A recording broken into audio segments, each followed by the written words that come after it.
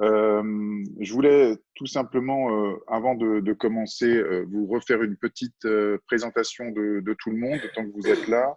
Je voulais en fait remercier Julien Fabry de la société AEI qui est avec nous, qui va nous présenter et surtout parler des HF Visicom. Je voulais remercier Clément Ruffini de la société Aretech qui va nous parler, quant à lui, des HF de la marque Zaxcom. Je voulais également remercier, alors je ne sais pas si Jean-Baptiste Lancelin est arrivé, mais en tout cas, Si, je nous suis là. avons… tu es là, parfait. Et en tout cas, nous avons Louise également et Jean-Baptiste, donc de la société VDB, et nous allons parler ensemble des produits de la marque Audio Limited. Et enfin, Philippe Sadougui de la société JBK pour représenter la marque Lectrosonic. Je n'ai pas vu André Cochicho. Je ne sais pas si André est arrivé pour la société Sennheiser, mais il Non. me semble que Olivier Tautier est là. Olivier Tautier est là, oui. Oui, oui. Et donc Olivier Tautier qui va représenter et parler pour nous, donc et parler avec nous des produits Sennheiser.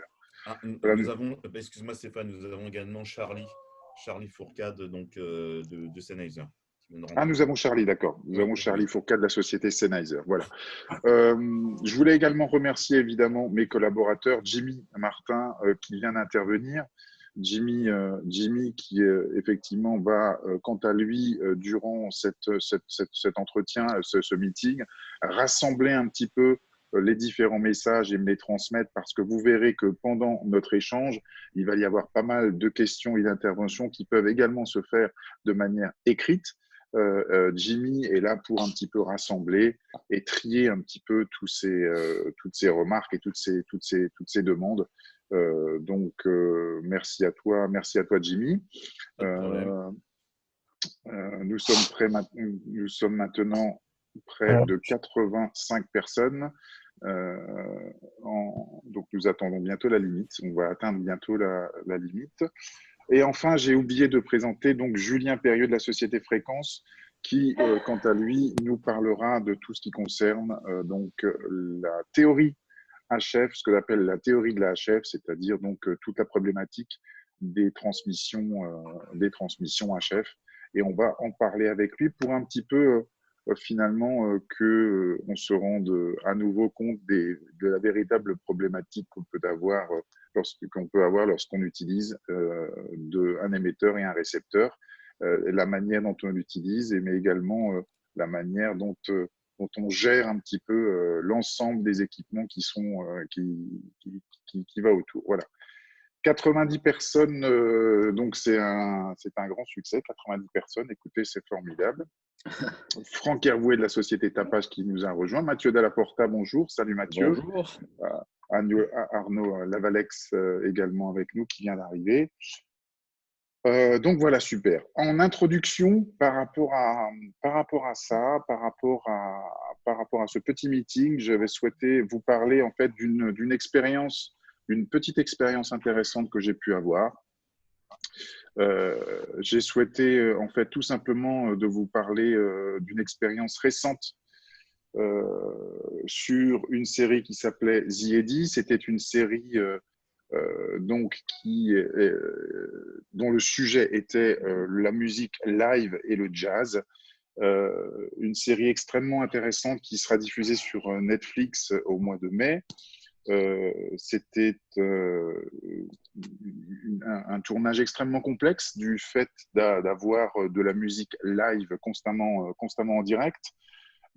Ça a été un véritable exercice complexe. Je prends cet exemple puisque nous avons eu une véritable problématique concernant une séquence bien précise. Il s'agissait tout simplement, et c'est quelque chose que bien évidemment nos collègues de fiction ont déjà eu, mais peut-être pas, en tout cas avec de la manière dont j'ai pu avoir cette expérience. Il s'agit ici de la rue Sorbier, qui est dessinée ici sur un Google Maps. La demande qui a été faite sur cette série, c'était tout simplement d'avoir une séquence avec des musiciens qui jouent live en direct, tout en marchant, et ce, sur à peu près une distance. Alors, Julien, je ne me souviens plus de la distance, mais c'était quoi? C'était 150 mètres, 200 mètres, 300 En fait, mètres? c'était en amont et en aval. C'était à peu près 150 mètres en amont et une centaine de mètres, Donc, 75 oui. mètres en aval. Voilà, on va arriver à peu près En pleine 200 rue. mètres. Alors, en fait, nous sommes en plein centre de Paris. On a bien évidemment des conditions parfois difficiles de captation dans certains quartiers, certaines zones. Il s'agissait là de couvrir en fait une certaine distance, et puis surtout, il s'agissait non pas d'avoir tout simplement 2 ou 3 personnages qui parlent. Nous avions en fait 17, je crois, ou 18 personnes, 18 micros alors c'était bien évidemment des personnes qui ont du dialogue, mais c'était surtout des musiciens qui jouaient en direct, mais également des chants, du chant, des interventions, etc., etc. La problématique pour moi, c'était bien évidemment de se dire que comment j'allais pouvoir gérer 17 ou 18 micros HF sur 300 mètres, puisque cet exercice-là, nous le faisons effectivement en fiction, mais généralement avec 5, 6 micros, et ça permet d'avoir uniquement 6 entrées. Eh bien, on peut se permettre d'aller sur des systèmes que l'on appelle portables, et donc de pouvoir effectivement assurer et être à une distance, je dirais, tout à fait gérable pour pouvoir capter le son. Donc là, j'étais bien embêté, et j'ai proposé à la production de diviser en fait en 2 zones pour pouvoir en fait diviser ce plan et cette séquence en 2 parties. Une première partie et en fait une deuxième partie par la suite. Nous avions fait des repérages notamment pour obtenir ce qu'on appelle des points milieu de captation. Donc ça, c'était un petit peu l'idée que j'avais proposée, et le réalisateur m'a tout simplement refusé en bloc en disant qu'il n'était pas possible. Je souhaite que ce soit un plan séquence et ça ne pourra pas être autrement. C'est à ce moment-là, en fait, que je me suis tourné vers des spécialistes de la HF pour me donner des solutions pour pouvoir couvrir toute cette zone. Nous avons donc, en fait, nous, pour notre partie, organisé notre petite régie pour pouvoir enregistrer effectivement les 17 sources et également pouvoir, et ça a été en plus la petite option supplémentaire qui était celle de devoir diffuser en playback, et je vous expliquerai par la suite, peut-être effectivement que Julien expliquera par la suite également le deuxième petit plus qui nous a été demandé sur ce plan-là. Il a fallu installer cette petite régie qui était, je dirais, une régie à peu près traditionnelle, on va dire. Mais en tout cas, en tout cas, l'expérience que j'ai pu faire sur cette séquence-là, ça a été de faire appel à Julien, et qui m'a ramené. Freddy, en fait, je viens juste de m'inscrire, moi, et j'ai pu me connecter tout de suite. En fait, j'ai eu un message zoom.us. Oui, Et après, on m'a dit rejoindre la réunion, et c'est ce que j'ai fait, en fait. Bertrand, tu es à l'antenne. Ouais. Bertrand, il faudrait couper ton micro. Bertrand? Excusez-moi de ce petit...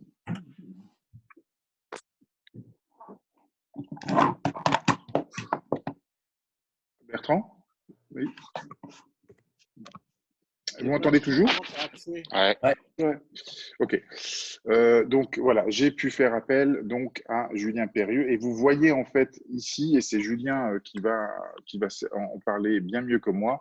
Vous voyez ici que bien évidemment pour cette petite séquence, j'ai dû faire appel à du matériel que généralement nous n'utilisons absolument pas en fiction.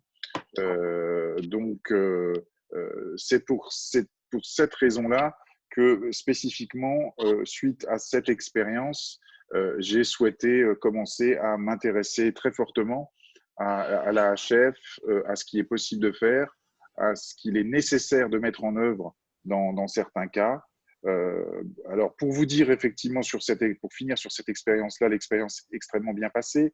Nous avons pu couvrir sans aucun souci 250 mètres d'une rue avec 17 HF qui fonctionnaient absolument parfaitement. Mais on voit ici quand même, je crois qu'il y avait, Julien, me semble-t-il, au minimum 2 heures ou 3 heures d'installation pour l'ensemble des antennes, l'ensemble des points de captation. Donc ça a été quand même quelque chose de le terrain n'était pas énorme. facile. Le terrain n'était pas facile. Voilà, je voulais simplement vous parler de cette petite expérience en introduction pour vous demander qu'il y a effectivement des gens totalement spécialisés sur la HF. Nous, en fiction, on essaye j'ai envie de dire, bricoler de temps en temps avec quelques éléments pour essayer de capter parce qu'on arrive à certaines situations qui font qu'on est totalement bloqué. Donc, on essaye, et peut-être que dans certains cas, en tout cas, la mise en œuvre de certaines solutions ne sont pas forcément celles qu'il faudrait faire. Et c'est pour cette raison-là que je vais me tourner, je vais donner la parole à Julien pour nous redire un petit peu et pour nous parler un petit peu de la théorie de la HF. Bonjour à tous. On va partir de l'expérience qu'on a eue avec Stéphane donc sur ZED, où on a choisi des micro HF et des récepteurs, des antennes, des câbles, à la fois pour que ça capte partout, qu'on arrive à capter les musiciens un peu partout sur la rue Sorbier, et aussi qu'on ait un audio irréprochable, et aussi parce que ça, c'est moi qui viens plus du côté live et broadcast, où on a qui rencontrait pour la première fois un tournage fiction, où on a pu aussi donner toutes nos sources sur du format numérique, donc c'était assez intéressant. Juste pour vous rappeler à tous, parce que vous utilisez tous des moyens professionnels, entre guillemets, pour tout ce qui est micro HF et aussi in-ear monitor, parce qu'on en reparlera sur ZED, il y avait aussi la problématique inverse. Un micro est fait pour marcher, pour être capté à vue en champ libre entre 100 et 150 mètres. En champ libre, c'est-à-dire quand les antennes se voient, l'antenne, ce qu'on va appeler TX, l'antenne émettrice et l'antenne réceptrice, RX. On n'a pas beaucoup de variables d'ajustement en fait pour moduler cette distance entre un point A où il y a des antennes et un point B où il y a notre émetteur. On peut faire varier la puissance d'émission, donc tous les systèmes actuels, qui soient… Alors, il n'y a plus beaucoup de systèmes complètement analogiques, il y a énormément de systèmes hybrides, et les systèmes numériques les puissances d'émission vont entre 10 et 50 milliwatts. Donc, généralement, chez tous les constructeurs, on peut faire du 1 milliwatt, 10 milliwatts, 35 milliwatts, 50 milliwatts. On n'a pas beaucoup plus de variables d'ajustement que ça. Et juste pour se rappeler, 1 milliwatt, c'est en HF, on appelle ça un dB, c'est pour faire d'analogie avec de l'audio. Donc 10 milliwatts, c'est 10 dB, 50 milliwatts, c'est 17 dB. Pour ceux qui ont des faders sous les doigts assez régulièrement, les différences ne sont pas non plus exceptionnelles. On a par contre la capacité de faire varier les puissances de réception. Une puissance de réception, c'est ce qui va rentrer dans le récepteur HF, que ce soit un récepteur portable ou un récepteur rackable. C'est exactement la même chose pour moi. Il n'y a pas de différence, c'est juste le côté mécanique qui est différent. Et la puissance de réception, on va pouvoir la faire changer en fonction des antennes qu'on va mettre. Des antennes qui peuvent être soit omnidirectionnelles, donc capter des signaux HF à 360 degrés, mais qui ont un gain naturellement nul, à 0. On peut mettre des antennes directives qui ont, elles, un gain qui est approximativement de 3 dB, donc ce n'est pas non plus la panacée, mais ça fait quand même le boulot. Et on a même d'autres types d'antennes, type hélicoïdale ou collinaire, qui ont beaucoup plus de gains type naturel. Ce que vous connaissez plus quand on parle de gains d'antenne, c'est des gains électroniques qui peuvent faire 1, 2, 3, 5, 10, 15 dB. Il faut faire attention, ce gain électronique qui est donné dans les antennes ou par des boosters qui sont entre l'antenne et le récepteur, ne sont faits que pour compenser la perte qu'on a dans nos câbles.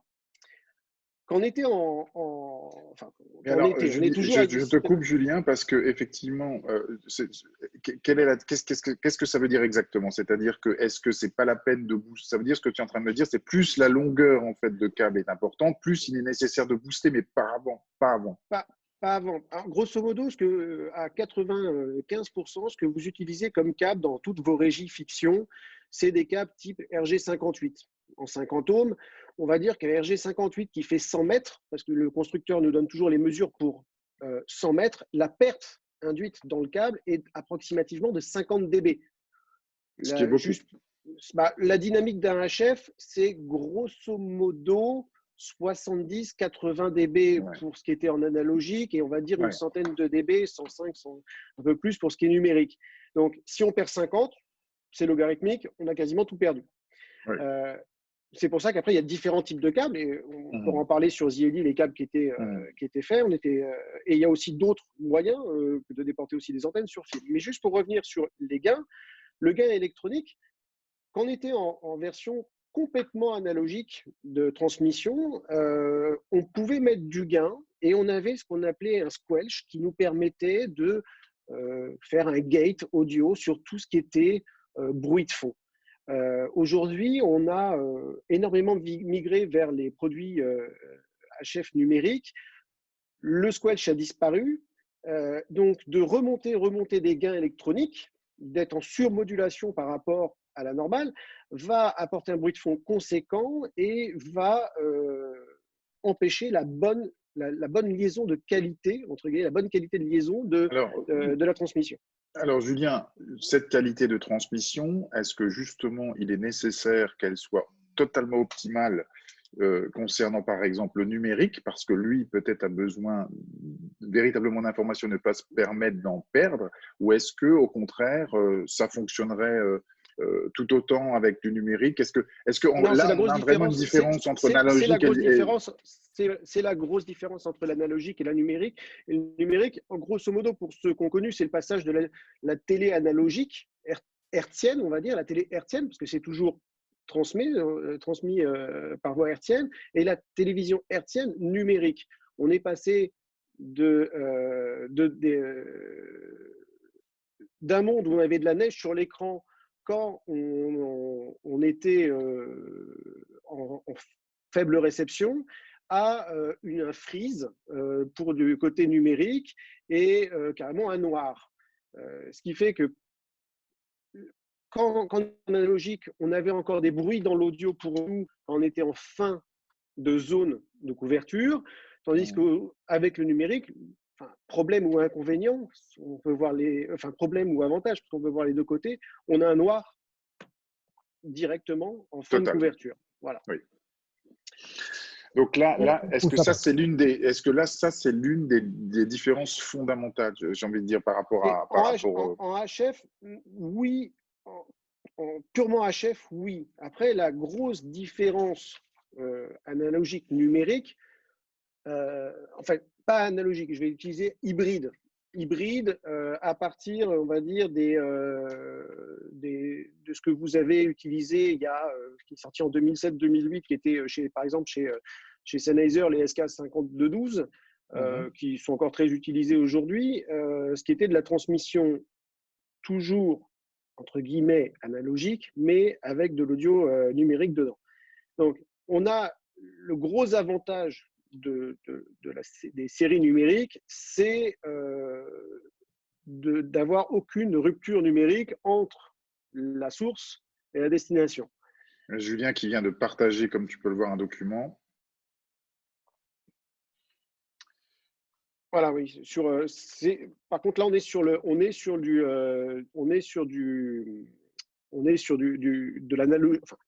l'analogique. Et sur le bruit de fond, quand on va arriver, alors il faut juste que, comme c'est pas les miens, que je lise quand même le document avant de répondre. Voilà.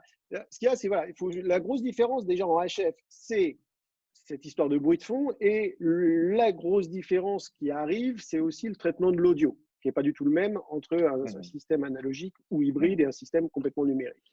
Je voudrais, avant de parler de l'audio et de la qualité audio qu'on verra un petit peu plus tard sur les différents éléments de système, je voudrais savoir très simplement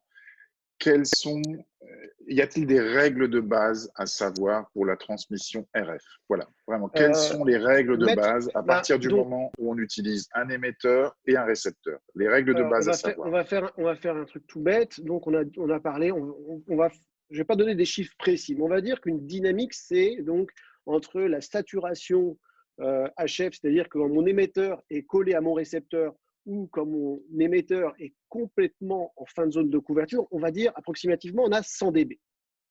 Il y en a qui diront non, c'est 80, 110, non, c'est pas 100, c'est pour faire simple. Quand je mets la main sur l'antenne de mon récepteur ou de mon émetteur, je perds environ 25 dB. 20, 25 dB, 30 dB en fonction. Voilà. Je perds, alors c'est logarithmique, il faut faire attention, mais je perds 20, 25 dB. Quand je m'éloigne approximativement de 100 mètres, je vais perdre 40, 50 dB. Donc, la règle de base de la HF, qu'elle soit numérique, analogique, tout ce que vous voulez, c'est le positionnement des antennes. On va faire un focus sur la fiction. Vous utilisez à 100% des moyens type pocket, donc avec des antennes qui sont à proximité du corps. Voire qui touche même, qui touche le Donc, corps. on a grosso modo aussi, dans la main, on a 25 dB de perte, collé au corps. On ne va pas avoir 25 dB, mais on va s'en approcher. Mais on va surtout avoir la grosse différence quand le corps est en opposition à l'antenne de réception ou non. Et là, on a vraiment des grosses chutes. On peut des fois être à 15, 20, 30 mètres. Si nos moyens de réception ne sont pas adéquats, on va perdre beaucoup de RF. Et pour des systèmes numériques, on va aussi perdre beaucoup de qualité de liaison, ce qui va nous dégrader et nous muter l'audio. Est-ce que dans ces cas-là, c'est ça. Ça veut dire que nous, en fiction, ou même d'autres, que ce soit en fiction, en reportage, ça veut dire que comme nous n'avons pas le choix de toute façon l'emplacement d'émetteur, la seule et unique possibilité pour pouvoir effectivement rattraper, c'est sur la partie réception, on est bien d'accord. Je veux dire, à 100%, on n'a jamais le choix sur la position de l'émetteur parce que ce n'est pas nous qui le tenons. Donc, je vais faire des analogies. Le chanteur ou le présentateur télé qui a un micro-main et qui met la main sur l'antenne, on l'a tous vécu des centaines de fois. Ce qu'on doit voir, c'est comment mettre en place un système de réception adéquat en fonction de ce qu'on va faire. On va choisir l'antenne, les antennes, parce qu'on a quasiment tous les systèmes sont en diversity. On va choisir la nature du câble, on va choisir la nature du splitter qu'on va utiliser et on va aussi choisir ce que j'ai vu dans les différents tournages que j'ai fait avec toi, si les antennes sont sur ma roulante ou si j'ai la capacité de les déporter. Et on va voir que si on fait 20 mètres de câble pour déporter des antennes, bah oui, là, on a besoin de rajouter du gain électronique parce que forcément, si je mets 20 mètres de câble, je vais perdre 3-5 dB. C'est là où je vais pouvoir enclencher mes gains. Si mes antennes sont sur ma roulante et que j'ai 5 mètres de câble, je peux rester en mode actif, mais 1 dB 2 dB vont largement suffire à faire ce qu'on appelle le bilan de liaison nul, c'est-à-dire aucune perte entre l'antenne et le récepteur. Le gain électronique, je répète, c'est souvent on se met souvent dans la panade parce qu'on met trop de gains. Donc, le gain électronique, c'est fait pour compenser la perte dans le gain. Alors, justement, qu'est-ce que généralement, quelles sont les conséquences lorsqu'on met trop de gains, en fait, comme tu dis? Le bruit de fond remonte. Tout ce qu'on ne voulait pas, on capte mieux notre signal, mais on capte mieux, excusez-moi du terme, toute la merde qu'il y a autour. Je vais prendre on a des expériences où on est en plein air, comme vous, la plupart du temps, où on a des antennes qui peuvent être en plein milieu de Paris à 15-20 mètres de haut. On a une énergie dans l'air qui est due aux transmissions TV numérique terrestre en TNT qui est énorme. Donc, Julien, c'est vachement bien. On dirait presque qu'on a répété. Donc, cette énergie, en fait, va jouer contre nous. Et plus je vais augmenter le gain de réception, plus je vais augmenter toute cette énergie qui est autour de ma fréquence que je veux capter. En fonction du matériel que je vais Indépendamment, utiliser. Julien, on ne parle pas de fréquence, on ne parle pas c'est l'énergie globale. C'est l'énergie globale. C'est grosso modo, après, ça va quand même être différent en fonction des moyens que j'utilise. Si j'ai un très bon filtrage au niveau de mon récepteur, je vais pouvoir faire tomber toute cette énergie qui est autour de ma fréquence et donc là, je vais gagner en propagation de signal. Mais est-ce qu'il n'y est pas nécessaire, quand on parle de filtrage, est-ce qu'au final, il est bon de filtrer le plus en amont possible? C'est-à-dire que est-ce qu'il ne serait pas idéal de pouvoir filtrer dès l'antenne, dès le premier système? C'est ce qu'on faisait dans le temps. C'est ce qu'on faisait dans le temps où on n'utilisait pas beaucoup de micro HF. On avait des antennes qui étaient boostées et filtrées sur 8 mégas ou 10 mégas de large. Aujourd'hui, la problématique qu'on a, si on prend le marché global, si on ne prend pas que la fiction, où vous avez entre 6, 12, 15 micro HF, mais si on prend le marché global, on a besoin de beaucoup plus de place dans le spectre qui est de moins en moins grand. Donc, on a tout intérêt à travailler sur des étages de filtrage différents, pas sur 8 MB, ça ne sert quasiment plus à rien, parce que 8 MB en analogique, on mettait 12 fréquences. En numérique, on peut en mettre bien plus, ça dépend des modes dans lesquels on travaille. Mais si je prends par exemple 40 mégas de filtrage, 25 mégas, 40 mégas, c'est déjà acceptable et on peut passer, comme pas mal de constructeurs le font, à des étages de filtrage de 80 mégas. Et il y a la plupart des constructeurs, on verra après avec eux, ont carrément des filtres de base, plus des filtres suiveurs derrière qui vont se caler en fonction de la fréquence qui est utilisée. Mais c'est une question d'énergie. Quand je faisais des cours avant, je faisais une analogie très simple entre le froid et le chaud, entre le chaud qui est le TX et le froid qui est le RX. On ne peut pas mettre des RX et des TX les uns à côté des autres s'ils ne sont pas faits pour marcher ensemble. Donc, nos antennes de RX, quand on les positionne, qu'elles soient sur notre roulante, il faut faire attention parce que je sais que vous avez souvent des moyens de monitoring, donc avec des petits émetteurs portables pour faire du monitoring in-ear un peu sur pas mal de techniciens et tout ce qui est équipe de production. Faut faire attention, on ne va pas coller les antennes les unes aux autres, surtout si on met du gain, parce que plus on va mettre de gain électronique sur nos antennes, plus les sources proches de nos antennes vont, donc la source chaude va aveugler la source froide et ça va, en fait, même si notre fréquence est bien plus loin en termes de spectre que la fréquence qui nous gêne à proximité de nos antennes, on va perdre en efficacité. Donc, ce qui est intéressant, c'est de se dire que mes antennes de réception je dois les mettre dans des endroits privilégiés où je suis sûr que personne pourra nuire à la bonne réception. Un truc tout bête, je prends encore chez vous en fiction, il y a beaucoup de Tokiwoki, énormément encore. Il faut faire attention, du gain électronique, des Tokiwoki, même s'ils sont en PMR en 440, 450, 460 ou au-dessus, à 4 watts à côté d'une antenne qui a 10 dB de gain, ça fait un ravage colossal. Donc, il faut vraiment faire attention. Il n'y a pas non plus besoin de les mettre à 25 mètres de haut. On les met au-dessus de la tête des gens pour être en champ direct le plus souvent possible, avec un câble de bonne qualité, des connexions de bonne qualité. Faites toujours attention à utiliser les bonnes connexions. À HF, on ne fait pas de la vidéo, on fait du 50 ohms, on ne fait pas du 75 ohms.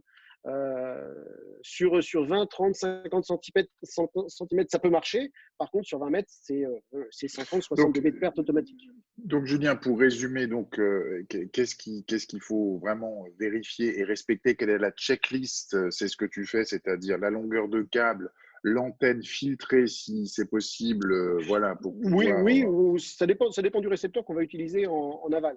Mais est-ce que la question que je voulais te poser, Julien, c'est qu'on a l'habitude, nous, au final, d'utiliser bien évidemment, comme tu le disais, des systèmes diversity, c'est-à-dire deux antennes en fait, et avec une gare de triage en quelque sorte par la suite qui va dire je capte mieux ici, donc je prends ça, etc. Est-ce qu'au final… Il faut faire attention dans le diversity. Le diversity, c'est fait pour marcher en même temps. C'est pour éviter des phénomènes de masquage, d'opposition de phase entre les deux antennes. C'est pas fait pour dire je mets mon antenne A dans une autre pièce et mon antenne B dans l'autre pièce.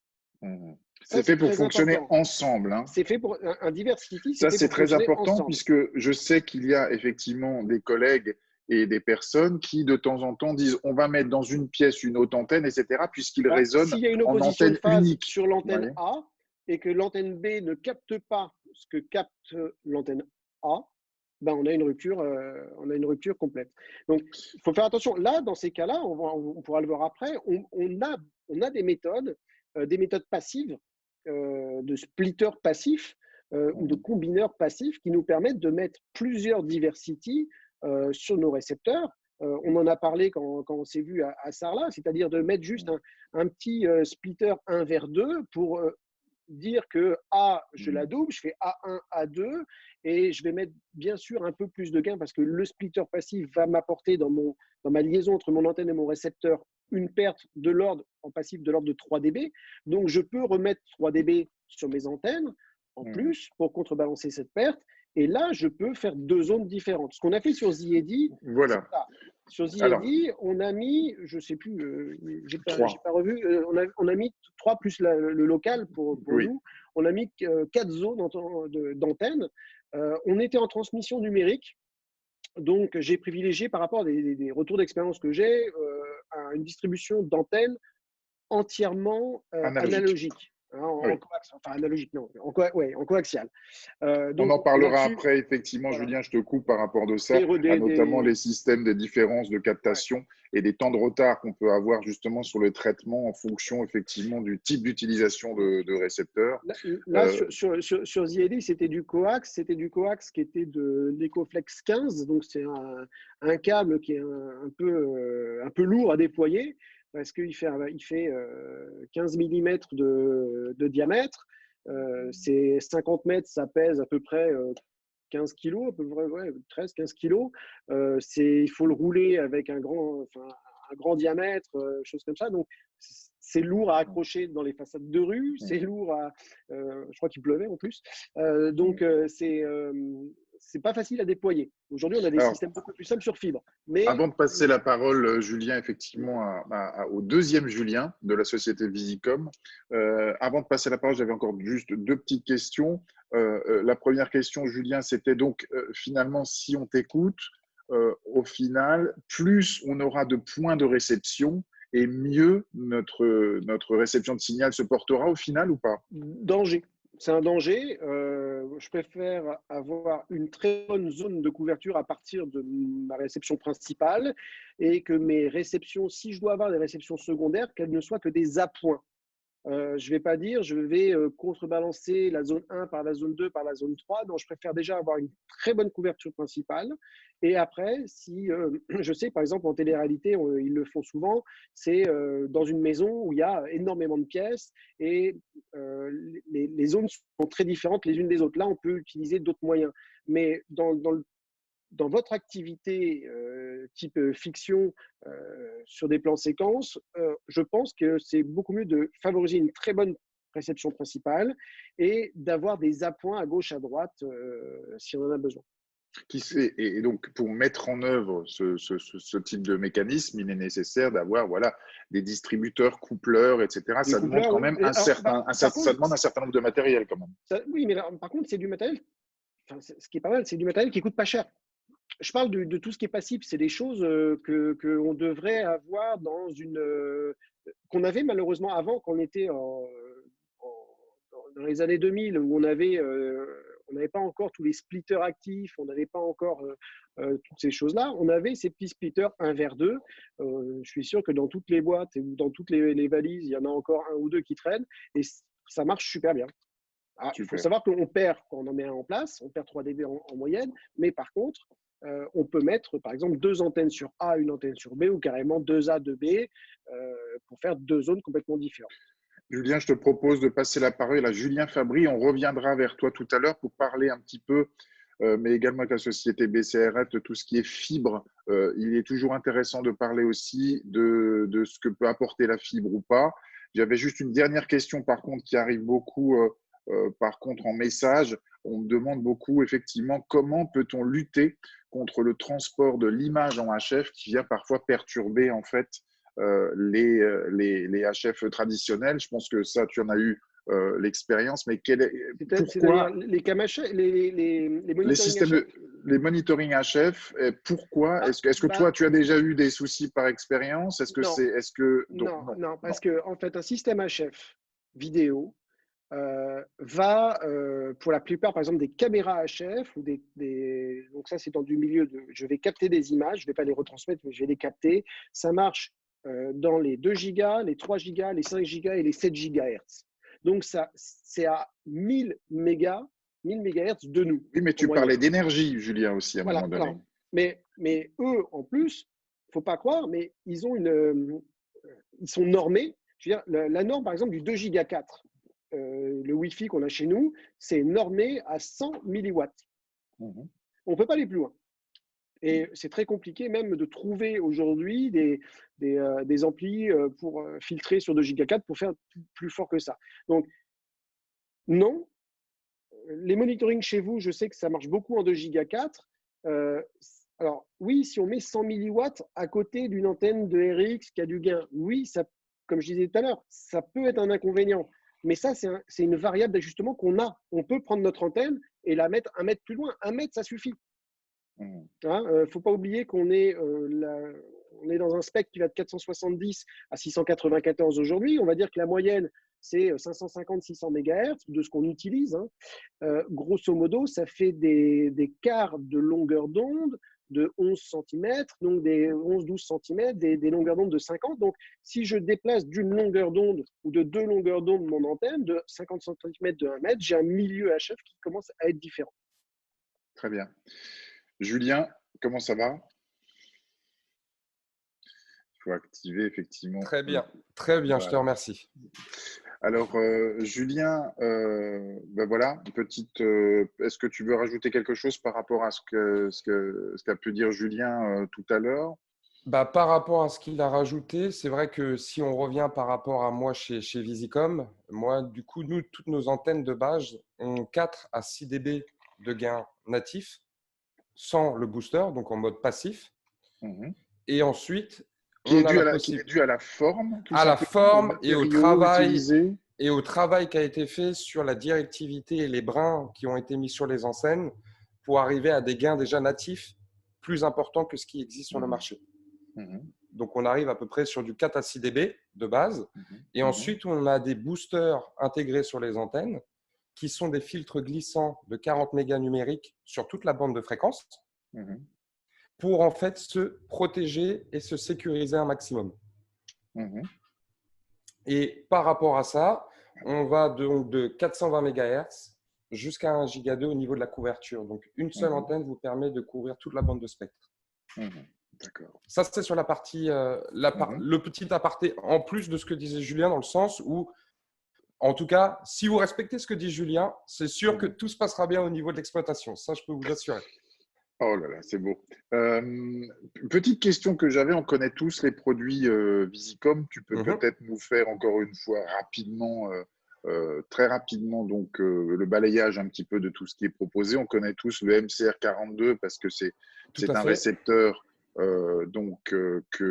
qui est beaucoup utilisé aujourd'hui, qui est un véritable succès, pas seulement en France d'ailleurs. Je voudrais simplement poser cette question, Julien, c'est que entre le récepteur lui-même, c'est-à-dire les petites antennes qu'on utilise, qui sont vendues avec, et donc de l'utilisation de ce petit récepteur, ce qu'on appelle en bague, donc en léger, entre ce mode de réception et un mode de réception splitter et antenne, etc., quel est le gain qu'on peut obtenir? Quelle est la différence réelle qu'on peut obtenir? Alors, je voudrais que tu puisses me répondre à ça, mais également avoir l'avis éventuellement d'un utilisateur ici dans notre meeting. Si quelqu'un utilise essentiellement des Visicom en bague, mais également avec un splitter d'antenne ou un amplificateur d'antenne, ce serait intéressant d'avoir son avis. Mais pour l'instant, Julien, voilà, je voulais t'entendre sur cette question-là.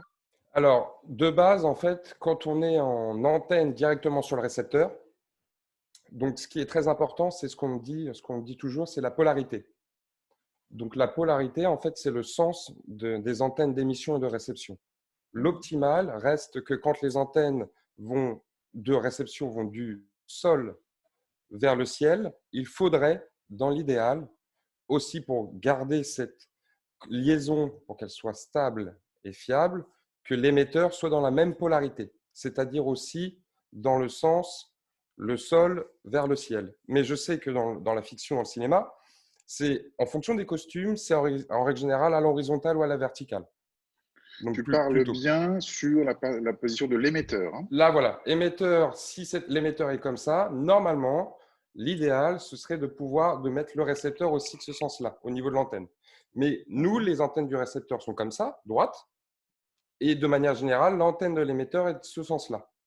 Parfois également, oui, mais c'est possible. Même de ce sens-là, ça n'a aucun problème. Mais c'est le fait de la polarité qu'il faudrait que le mieux dans ce sens-là. Mais est-ce qu'il y a une incidence réelle alors? Oui, il y a une incidence réelle parce que justement, la propagation ensuite de l'onde sera plus compliquée par rapport au récepteur pour l'émetteur dans cette position-là. Donc, dans le cas, c'est 3 dB. Hein. Voilà. En chiffre, grosso modo, c'est entre 1 et 3 dB. Voilà. Donc, on en arrive à là. Ce qui peut, dans ces cas-là, si on est déjà à une certaine limite et si on est déjà dans une atténuation importante, du fait d'une position ou d'une antenne un peu loin, finalement, ces 3 dB peuvent aussi faire la différence. Peut faire le drop, exactement. Et à partir de là, en fait, ce qui se passe, c'est que nous, ce qu'on a fait, on a fait un énorme travail chez Visicom, grâce en fait au True Diversity, parce qu'on est seul sur le marché à avoir un récepteur portable True Diversity. Si on peut juste faire peut-être l'explication de cette réelle différence que vous proposez technologiquement, peut-être par l'intermédiaire, si tu as un schéma. Je vais te faire ça. Pour savoir à quoi ça correspond. Tout à fait. Alors, hop. Bon, ça, ce sera après. Hop. Julien Perriot, lui, il est là pour valider, pour dire oui, voilà, c'est vrai. Exactement, c'est ça. C'est exactement ça. C'est un peu la personne un peu neutre. Hop. Ah, vraiment, il m'en manque une. Pardon. Alors, le True Diversity, donc on va aller dans ces exemples-là. C'est que là, en fait, on a une antenne double simple. Donc, c'est la config normale de pouvoir utiliser, en fait, ce qu'on appelle en fait un récepteur diversity. C'est-à-dire, il y a 2 antennes qui passent partout par le même endroit et ensuite, ça sort une seule fois l'audio. Donc, c'est le schéma simple. Le True Diversity, c'est qu'en fait, vous avez 2 phases. Donc, 2 cartes tunaires qui vont, en fonction de, par exemple, l'antenne A, il y aura RXA et B. Et sur le RXB, il y aura RXA et B. Et en fait, ils feront un choix du meilleur des 2 et qui automatiquement switchera sur le bon côté. Ce qui veut dire qu'en fait, en True Diversity, si votre antenne d'émetteur est à droite, eh bien, peut-être que lui, par la réflexion des ondes, qui est celle-ci, d'accord, la réflexion des ondes, eh bien, du coup, ce sera peut-être l'antenne B qui sera prise et pas l'antenne A, même si l'émetteur est à côté de l'antenne. D'accord. Au niveau de la réception. Ça, c'est une technologie que vous êtes les seuls à avoir sur vos équipements. Sur le récepteur portable, oui. En portable, oui. En True Diversity. Parce que c'est assez compliqué à mettre en place qu'il faut 4 cartes tunaires, en fait. Enfin, 2 cartes tunaires pour chaque récepteur. Je voulais un petit peu passer la parole rapidement aux autres fabricants par rapport à ce problème de réception. Et au final, on parlera évidemment qualité sonore aussi et savoir. Mais par exemple, Louise, qui est là, j'espère que tu peux, Louise, débloquer ton micro. Ah, tu dormais, pardon. Je t'ai réveillé. Pardon. Louise, est-ce que vous, par exemple, chez VDB, en l'occurrence plutôt Audio Limited, lorsque vous sortez un équipement aujourd'hui, comme par exemple le A10, lorsque vous sortez un équipement comme celui-ci, quelles sont aujourd'hui finalement les priorités chez les constructeurs? Est-ce qu'on raisonne son, qualité sonore, ou est-ce qu'il y a une véritable priorité sur la manière dont va se transmettre l'audio et de la manière dont va être traité par la suite voilà, toutes ces informations numériques, par exemple, ou analogiques, de façon à être le plus optimal possible. Alors, je ne sais pas si tu m'entends bien. Oui, parfait. Stéphane. Je veux aussi laisser la parole beaucoup à Jean-Baptiste qui s'y connaît très très bien sur les HF, sur les A10.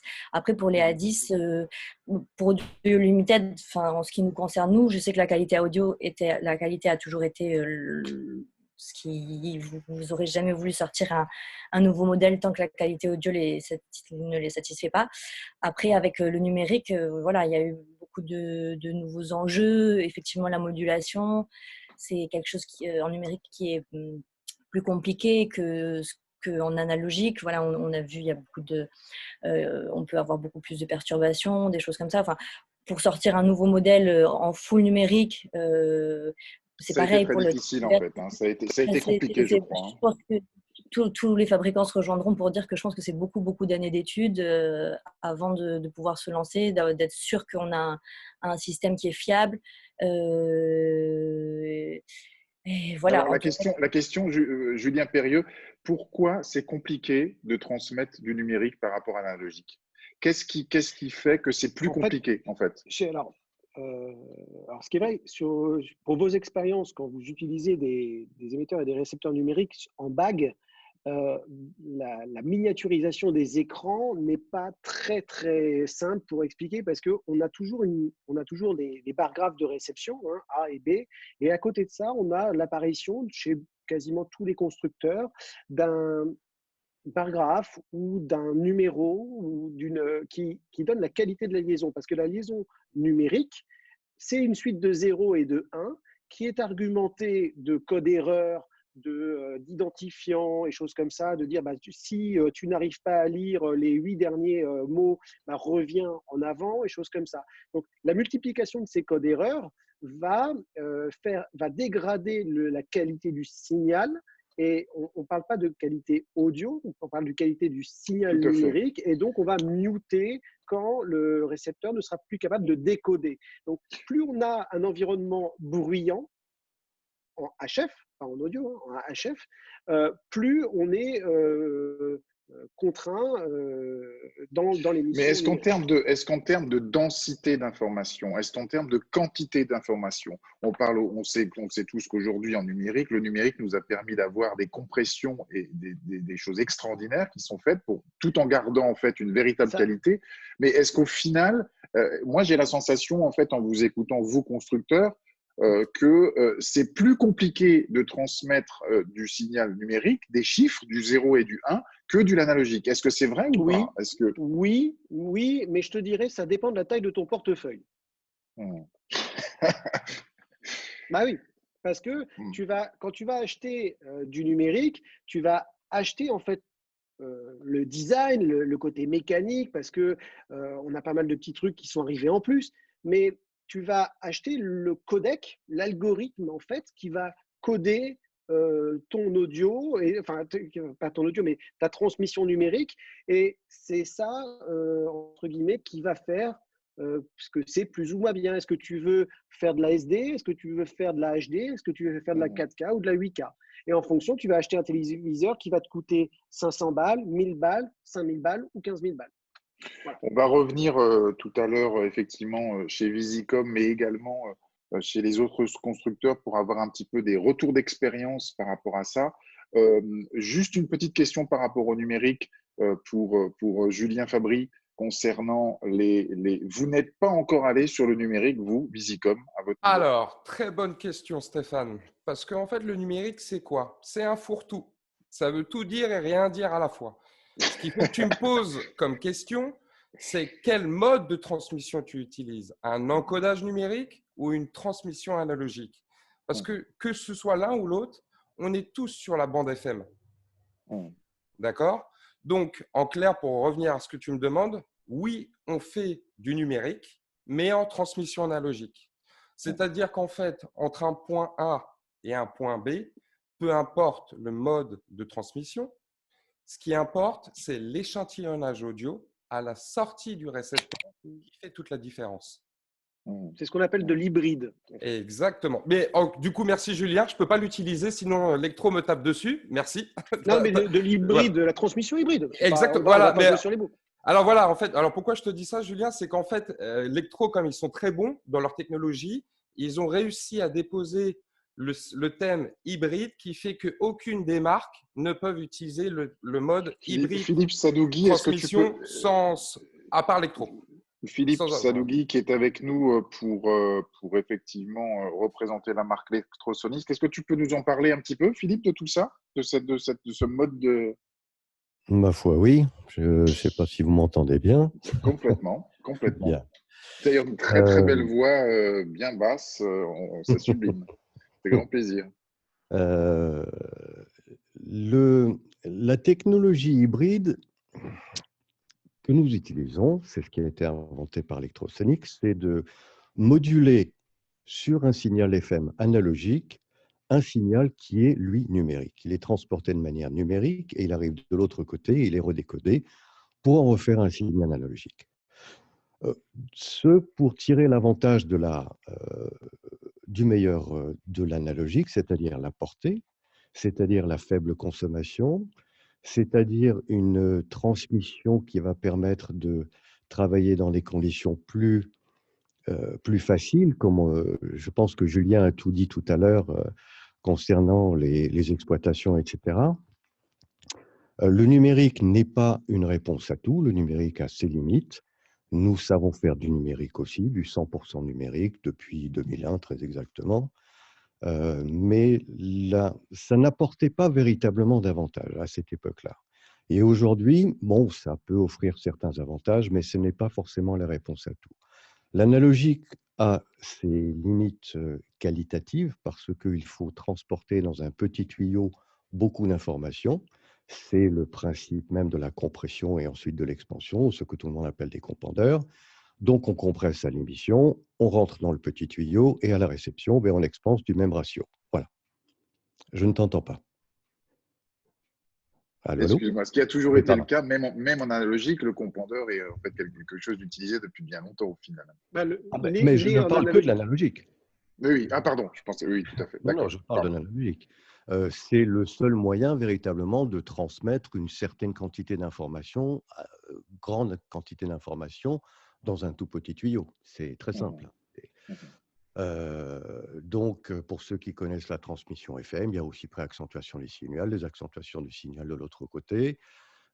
Et cette compression et expansion, suivant les constructeurs, va être soit une compression large bande, expansion large bande, ou bibande et pareil de l'autre côté, ou bien on s'en affranchit, c'est le choix de Electrosonics. Il n'y a aucune préaccentuation, aucune désaccentuation. On émet tout simplement un signal numérique dans une porteuse FM analogique. Qu'est-ce que ça apporte ? Ça, c'est une technologie, Philippe, qui est une technologie à Electrosonics, propriétaire. Donc, ça veut dire que Visicom ne fait pas ça, les autres, Axcom ne fait pas ça non plus, parce que ça a été déposé. Donc, les autres constructeurs, en fait, contournent, en fait, essayent de faire autre chose et de trouver d'autres moyens. Les autres constructeurs font autrement. Certains sont en compondeur large bande analogique. Certains sont en compondeur large bande numérique, c'est-à-dire que ce qui est numérique chez certains fabricants, ce n'est pas du tout le traitement du signal, comment dire, ce n'est pas le transport du signal qui est numérique, c'est la simulation de la compression. Autrement dit, là où on avait des compresseurs analogiques et des expanseurs analogiques, on a mis des compresseurs numériques et des expanseurs numériques. Ce n'est rien d'autre qu'un traitement, enfin, c'est pas grossier, hein. Le traitement du signal est fait de manière par DSP, de manière numérique. On compresse et on expanse de manière numérique. Autrement dit, ceci va permettre d'avoir soit sa propre modélisation de compression et d'expansion, soit la modélisation d'un autre confrère. C'est ce qu'on appelle les fameux modes de compatibilité. Qu'est-ce qui fait que, par exemple, un Visicom peut être compatible avec… Bon, Julien en parlera mieux que moi, bien sûr, de Visicom, mais qu'est-ce qui va leur permettre d'être compatible avec du Sennheiser, avec de l'Audio Limited, tout comme chez Electrosonics, nous avons les modes de compatibilité. Et à ce moment-là, ce que l'on fait, on va modéliser les mêmes courbes et les mêmes caractéristiques de compression, et idem à l'expansion, de manière à retrouver ceux qui font les caractéristiques des compondeurs de X marque, tel modèle, pour ce qui permet de prendre un émetteur lambda et un récepteur électro ou un récepteur Wisicom et un émetteur lambda d'une autre marque en utilisant les modes de compatibilité. D'accord. Bon, Alors, ça, avant de c'est pour… passer… Je me permets d'intervenir. Bonjour Stéphane. Oui, Charlie, oui, justement, pour de Sennheiser. Sennheiser, tout à fait, oui. Ouais. Excusez le bruit de fond, je suis à la maison comme tout le monde. Oui, tu viens de le dire, Philippe. L'analogique était une technologie commune à, à tout le monde et notamment la modulation FM. Et le numérique, c'est évidemment un fourre-tout. Ah non, j'ai pas dit ça. J'ai pas dit que le numérique était un fourre-tout. Non, non, du tout. Du tout. Le numérique, nous en avons, on le défend tout à fait. On peut faire un peu ce qu'on veut avec. Je me permets juste de corriger sur un des produits qu'on a sorti également en 2001, qui était le D9000. Et effectivement, la seule liaison pour l'instant qui existe où il n'y a pas de codec de compression. La difficulté, tu en as parlé, c'est le petit tuyau de 200 kHz de la législation. Allô, Charlie? Ah, j'ai plus personne. Oui, Charlie qui nous a quittés. Par rapport à ta question, Stéphane, c'est étant donné l'étroitesse entre guillemets du tuyau, ça va être l'ordre de modulation qu'on va devoir élever. Et cet ordre de modulation, pour ceux qui connaissent les modulations numériques, on est en QAM, en 16, 32, 64 jusqu'à 256.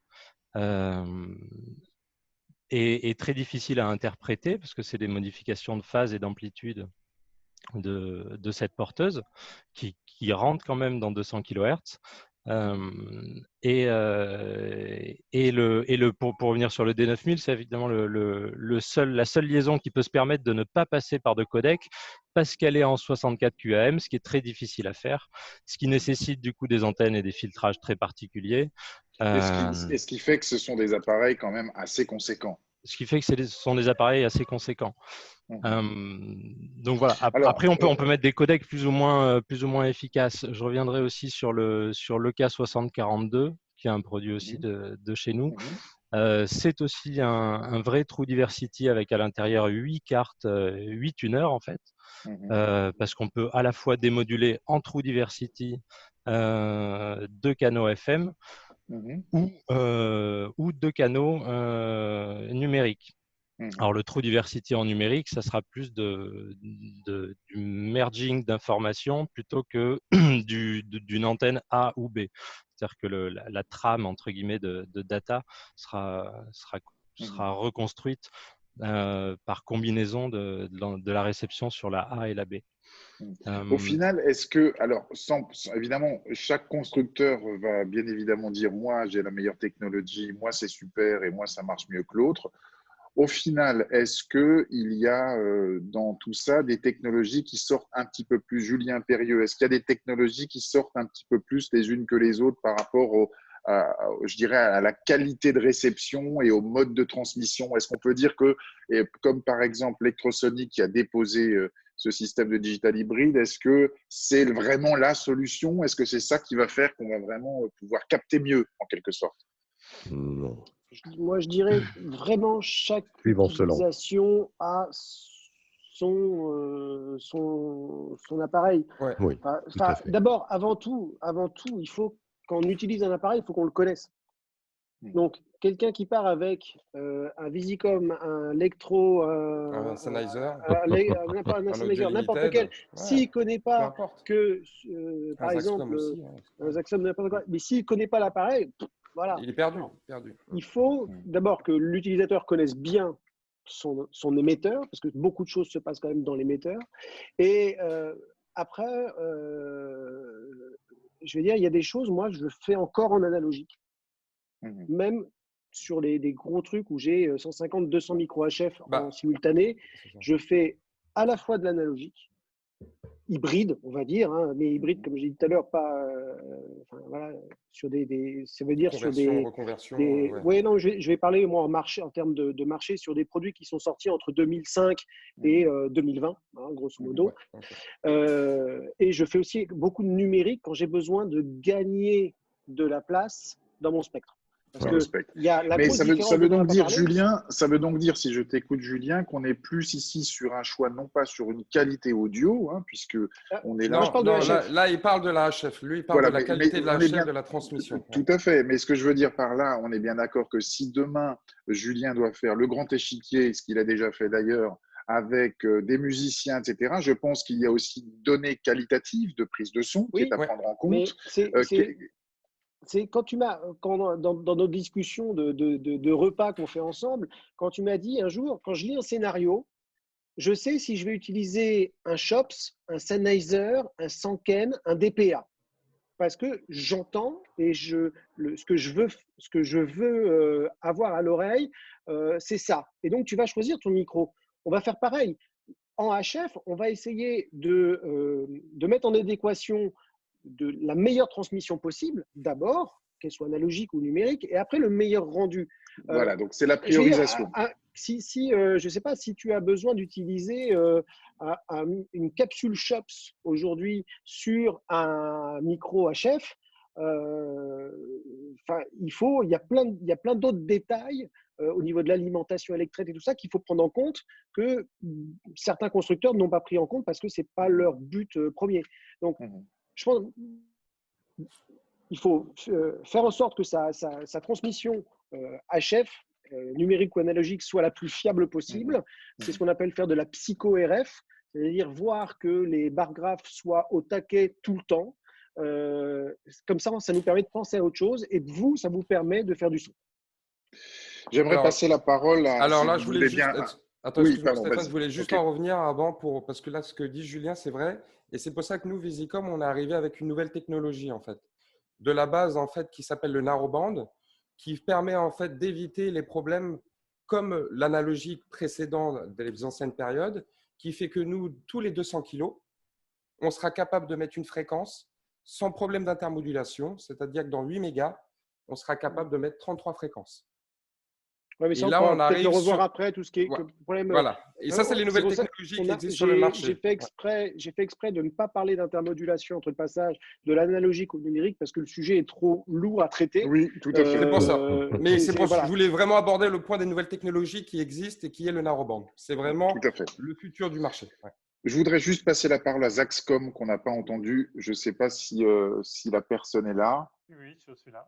Tout à fait, parce que Zaxcom, contrairement enfin, ça fait ça fait longtemps. Donc, je suppose que qu'ils utilisent eux un petit élément supplémentaire qui est très pratique, qui s'appelle l'enregistrement sur les petites cartes SD. On diffère un petit peu évidemment sur le système de transmission HF, le sujet que l'on aborde actuellement. Par rapport aux autres, justement, par rapport aux autres constructeurs, qu'est-ce que Zaxcom propose? Je sais qu'il y a quand même tout un système pareil, propriétaire sur différents éléments. Je sais également qu'on a ici Xavier, je crois, qui était là déjà lundi, Xavier Dreyfus, et qui utilise ce système-là.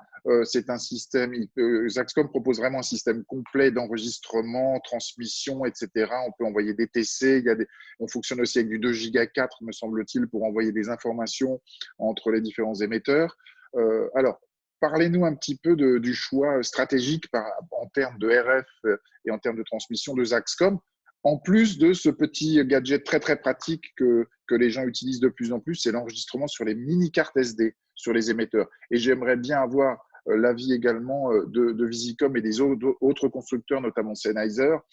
Audio Limited utilise depuis peu cette technologie. On en reviendra après justement à Audio Limited également. Alors, Zaxcom, déjà, c'est les premiers qui ont fait de la HF numérique pour l'audio sur les tournages.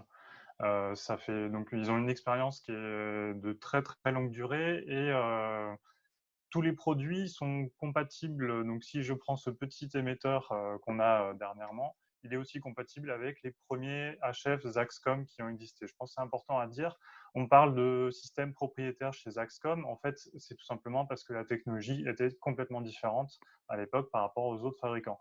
Donc, de propriétaires, finalement, il n'y a que les choix qui ont été faits par Zaxcom à l'époque et qui permettent aujourd'hui d'avoir des fonctionnalités très intéressantes, dont, comme tu l'as dit Stéphane, l'enregistrement sur carte SD. Si je sors de l'enregistreur ici, hop, la petite carte, je récupère mon fichier audio qui a été enregistré dessus. Alors, le gros avantage, c'est que finalement, la qualité de liaison, même si elle est indispensable sur le tournage, on peut avoir des événements qui font que cette qualité de liaison se dégrade. Et ben, avec les HF Axcom, on tourne l'esprit libre. On n'a pas besoin de se demander si on va pouvoir récupérer. On est sûr de pouvoir récupérer les fichiers. Récemment, j'ai eu un client qui a eu un problème avec son enregistreur. Il a perdu une journée de tournage parce que la carte a cramé. Et ben, il n'a pas perdu son tournage parce que tous ces émetteurs qu'il avait ce jour-là, c'était des Axcom et il a récupéré l'intégralité de son audio, time-codé, il les a mis dans son montage et il n'a pas perdu de temps du tout. Donc, c'est des fonctionnalités qui sont intéressantes. Il y a aussi la stéréo, on est parmi les seuls à faire de la stéréo depuis très longtemps. Il y a des points qui sont vraiment très importants chez Axcom, ce qui est la qualité de liaison, pour éviter d'avoir des décrochages. Il y a plusieurs choses qui sont mises en route là-dessus. Je vais essayer de partager mon écran. Alors, sur la qualité de liaison, il y a des filtres qui sont mis en place par Axcom. Voilà, on peut voir ici à gauche un bon exemple. Je reprends ce qu'avait dit Julien tout à l'heure sur les Toki. Voilà, c'est un Toki à très forte puissance qui n'est pas très loin finalement d'une porteuse classique HF. Et sans filtre, eh ben, on va avoir un problème de réception. Axcom va utiliser un filtre qui va être d'une largeur de 35 mégas, ici en haut, et qui va atténuer jusqu'à 40 dB et permettre finalement d'avoir un signal qui normalement devrait être perturbant pour le récepteur et saturer la réception, permet d'être équivalent à un signal de faible puissance comme tous les émetteurs classiques et donc éviter d'avoir une saturation de l'émetteur. On retrouve ce système-là aussi, on peut l'utiliser avec d'autres marques grâce au micplexer. Donc encore une fois, Axcom, ce n'est pas si propriétaire que ça puisque les équipements sont utilisables sur d'autres marques. On utilise par exemple ça, j'ai le cas d'un quelqu'un qui l'utilise sur du Visicom, où il a un émetteur Axcom de sacoche, un émetteur stéréo pour envoyer vers la caméra avec le timecode intégré dans la porteuse. Et pour éviter de saturer ces récepteurs Visicom par la puissance d'émission du Axcom, il met ce filtre-là avant de rentrer sur les récepteurs Axcom. Ouais. Donc, on en revient à ce que disait tout à l'heure les Julien, entre guillemets, c'est le filtrage, en quelque sorte, qui est nécessaire parfois et qui améliore automatiquement qui est totalement nécessaire, tout à fait. Et ce n'est pas la seule chose, puisque finalement, pour avoir un signal correct, on n'a pas juste besoin de filtrer la HF, on a besoin aussi d'avoir des données qui contiennent tout. Donc, on a des filtres de reconstruction du signal. Finalement, quand on a des petites pertes de paquets, on ne veut pas que l'audio soit perturbé. Donc, on a des données de contrôle. On a aussi, une fois que ces données de contrôle ont permis de reconstituer les données numériques, on a aussi derrière un autre filtre qui permet, en cas de manque de paquets, plutôt que d'avoir des clics, des glitches ou autres artefacts, de reconstituer un signal audio sans artefact. Donc ça prend du temps parce qu'il faut prévoir le signal qui arrive après, le signal qu'on veut diffuser, et comme on ne peut pas deviner l'avenir, eh bien, il faut laisser un peu du temps au signal pour savoir ce qui va arriver après cette perte de quelques paquets. Jimmy Martin, effectivement, qui me posait la question si, de la part de Lionel Vink, si les filtres front-end des récepteurs des autres marques ne fonctionnent-ils pas de la même manière, ces filtres-là? Est-ce qu'ils fonctionnent de la même manière? Alors, je ne vais pas pouvoir répondre pour les autres marques. Moi, ce que je peux dire, c'est que chez Axcom, on a un filtre qui atténue jusqu'à 40 dB et qui a une fenêtre de 35 mégas sur la plage de fonctionnement, là où on veut placer nos fréquences. Après, je laisserai la parole aux autres fabricants pour dire ce qu'ils utilisent. Moi, je peux parler juste on leur donnera la parole juste après. Je voudrais juste, merci beaucoup, donner la parole à Xavier. J'aimerais juste rajouter une toute petite chose. Oui. Oui. Chez Axcom, on a la possibilité d'avoir des porteuses qui occupent moins de place grâce aux nouvelles modulations qui ont été apportées. Non seulement elles occupent moins de place d'un point de vue spectre HF, mais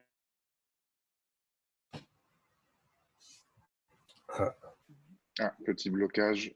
En numérique, Je pense que Julien pourra peut-être en parler aussi, mais en numérique, si on a des parois réfléchissantes, on va se retrouver avec un problème d'écho. Oui, tout à fait. Tout à fait. On avait dit qu'on allait en parler si c'est possible, effectivement, encore ce qui pose parfois effectivement des soucis. Juste, Xavier Dreyfus, qui est utilisateur de ces HF-là, je voudrais avoir juste un retour d'expérience et il est important aussi, je pense, tant pour les fabricants que pour les utilisateurs et aujourd'hui, les personnes qui font partie de ce meeting, nous n'allons pas prendre de langue de bois, il faut dire aussi les choses telles qu'elles sont, c'est-à-dire les points positifs, les points négatifs. Je pense que même les constructeurs sont en attente de ce genre de retour. C'est important pour eux pour pouvoir tout simplement réagir et puis pouvoir éventuellement faire des changements et des updates, etc. Donc Xavier, dis-moi un petit peu ton retour d'expérience par rapport aux produits Zaxcom. Vous m'entendez? Oui. Moi, ça fait à peu près 10 ans que je les utilise et j'en suis très content. Le seul problème, ce que je disais lundi quand on s'est un petit peu parlé, c'est que les Zaxcom, ils se comportent assez bien entre eux, mais ils ont parfois un petit peu de mal avec les autres parce qu'ils sont un peu… le système ZaxNet apparemment émet beaucoup de champs perturbateurs en Wi-Fi. Enfin, de mon sentiment, même sur certains plateaux, j'étais confronté à des chefs, pas le chef opérateur, mais le chef électro qui maintenant commande ses lights en Wi-Fi et qui m'a dit tiens, tu émets des trucs bizarres, ça perturbe mes commandes. Mais par contre, ce système de Wi-Fi permet de générer beaucoup d'informations au niveau de la réception et au niveau de la possibilité de régler les émetteurs à distance. Et ça, c'est vraiment très, très appréciable. Ça veut dire qu'une fois que votre comédien est équipé et que c'est des costumes compliqués, vous n'avez plus besoin de tout défaire chez lui. Vous pouvez changer la fréquence, vous pouvez changer le gain. On peut même le mettre en veille. Vous pouvez même le mettre en veille. Donc c'est vraiment, pour ça, c'est vraiment très très puissant et très très agréable. Et quand on commence à travailler avec et qu'en cours de prise, on peut même changer le gain si on est surpris, c'est très très efficace en fait. On peut relire ce qu'il y a sur la carte SD aussi. Si on a besoin de vérifier que ça a bien été enregistré, on peut aller avec un enregistreur Zaxcom, demander de relire à partir de tel TC sur une prise très simplement. Donc il y a beaucoup beaucoup d'avantages. Ouais. On t'entend plus, Stéphane. Est-ce que cette option au final de récupération de fichiers du fait d'une perte de signal de réception, est-ce que ça tu l'as déjà eu? Est-ce que tu l'as déjà utilisé? Est-ce que ça fonctionne bien? Ça fonctionne très bien, ouais. Je l'ai déjà utilisé. En fait, on m'a posé la question de savoir si je déchargeais systématiquement les cartes tous les soirs. En fait, le système fait que il y a un système qui enregistre et qui écrase au fur et à mesure ce qui n'a pas été… quand la carte est pleine, il réécrase les premiers fichiers, etc. De fait, on n'a pas besoin de vider la carte. En fait, elle est jamais pleine, si on peut dire. Et moi, ce que je fais, c'est que je ne vide mes cartes que les jours où j'ai eu des problèmes dans un fichier sécu. Et du coup, je vais chercher si j'ai besoin et j'en parle avec le monteur. Mais je m'amuse pas à vider mes cartes parce que ça prend quand même pas mal de temps. Il faut convertir les fichiers qui sont dans un format propriétaire chez Zaxcom. Ça reste une option, sécurité. Peut-être qu'effectivement, Clément, tu peux peut-être arrêter ton partage d'écran. Ouais, j'essaie, mais elle a planté l'appli, donc je… Ah, tu nous as foutu le bordel. J'ai essayé de fermer l'appli. Ok. Je voulais parler un petit peu avec Audio Limited. Avec Audio Limited, alors c'était Jean-Baptiste. Je ne sais pas si Jean-Baptiste est là. Oui, bonjour. Salut Jean-Baptiste. Jean-Baptiste, une petite réaction par rapport à tout ce qu'on a pu entendre. J'avais notamment voulu avec Audio Limited parler de tout ce mode de transmission, les différentes technologies utilisées. On avait parlé tout à l'heure de la priorisation éventuelle des fabricants de mettre le paquet, si j'ai envie de dire, sur la qualité de transmission, mais également, on sait que Audio Limited, c'est avant tout un son qui a d'ailleurs fait son succès. Voilà, je voulais un petit peu entendre ton point de vue par rapport à ça, Jean-Baptiste. Et en fait, le Zoom est complètement planté par l'affichage de… C'est pas grave, de toute façon, j'ai pas de webcam. Okay. Alors déjà, je voudrais réagir peut-être un petit peu sur ce qui a été dit au début, sur l'idée de la True Diversity, des choses comme ça. C'est des choses qui existent en réalité depuis très longtemps sur de nombreux constructeurs. Je pense que éventuellement chez Visicom, ce qui est principalement novateur, c'est la compacité du récepteur double. Voilà, les anciens Audio Limited, je pense qu'il y a beaucoup de gens dans ce chat qui les utilisent encore, les 2020, les 2040. C'est des systèmes qui utilisent donc une diversity, ce qu'on appelle une diversity audio. Donc, il y a 2 récepteurs dans chaque boîtier qui reçoivent simultanément les signaux et un circuit qui va choisir, au niveau de la qualité audio, en fait, qui va choisir tout le temps la meilleure qualité. Ce qu'on a dit. Mais pour récepteur double, ouais, c'est ça. Après, chez Visicom, c'est un récepteur double, donc effectivement, c'est un peu différent en termes d'intégration. Il y a plus de choses dans la boîte que dans un 2020, heureusement en même temps. Voilà, par rapport à la numérisation des signaux, pour moi, par rapport à ce qui a été dit aussi tout à l'heure, ce qui fait la différence entre ce qu'on appelle, nous, la HF analogique et la HF numérique, c'est vraiment la modulation.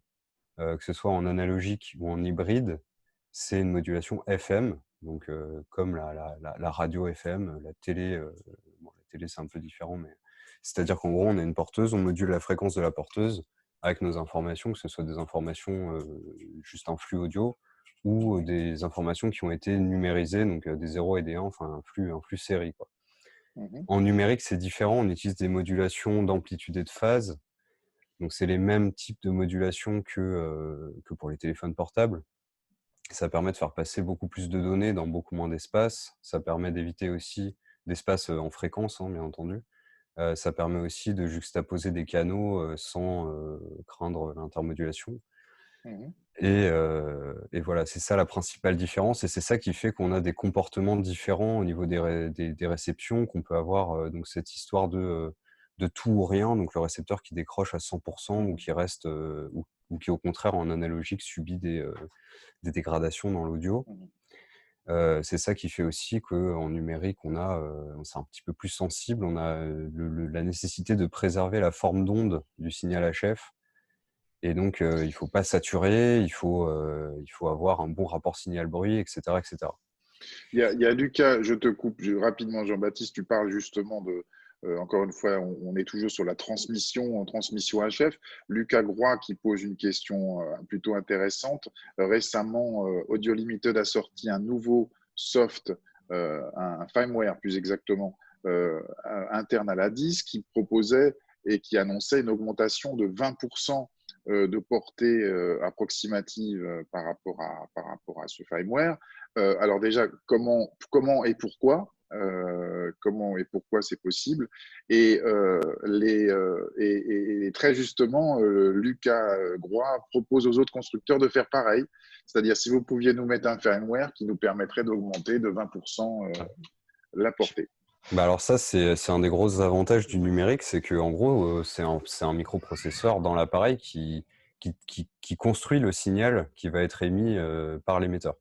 Donc, si on fait une mise à jour logicielle, on peut modifier ce signal, on peut faire des petits ajustements au niveau de l'émetteur et au niveau du récepteur pour avoir un signal qui va se propager un petit peu mieux dans l'espace. Ça va changer un petit peu ses caractéristiques spectrales et ça va donner des propagations qui sont plus longues. Voilà. Chez Audio Limited, on sait du constructeur qu'il y a encore de la marge de progression et que c'est possible qu'à l'avenir, on ait de nouveau des mises à jour comme ça qui augmentent la portée. Julien, Fabrice, une réaction par rapport à ça?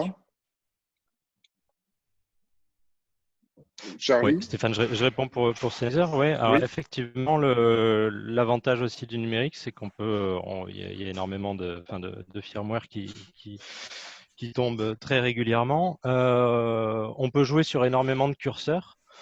Et malheureusement, on ne peut pas gagner sur tous les curseurs entre la qualité audio, la portée, etc. Mais on peut très bien imaginer à l'avenir faire une modulation très simple.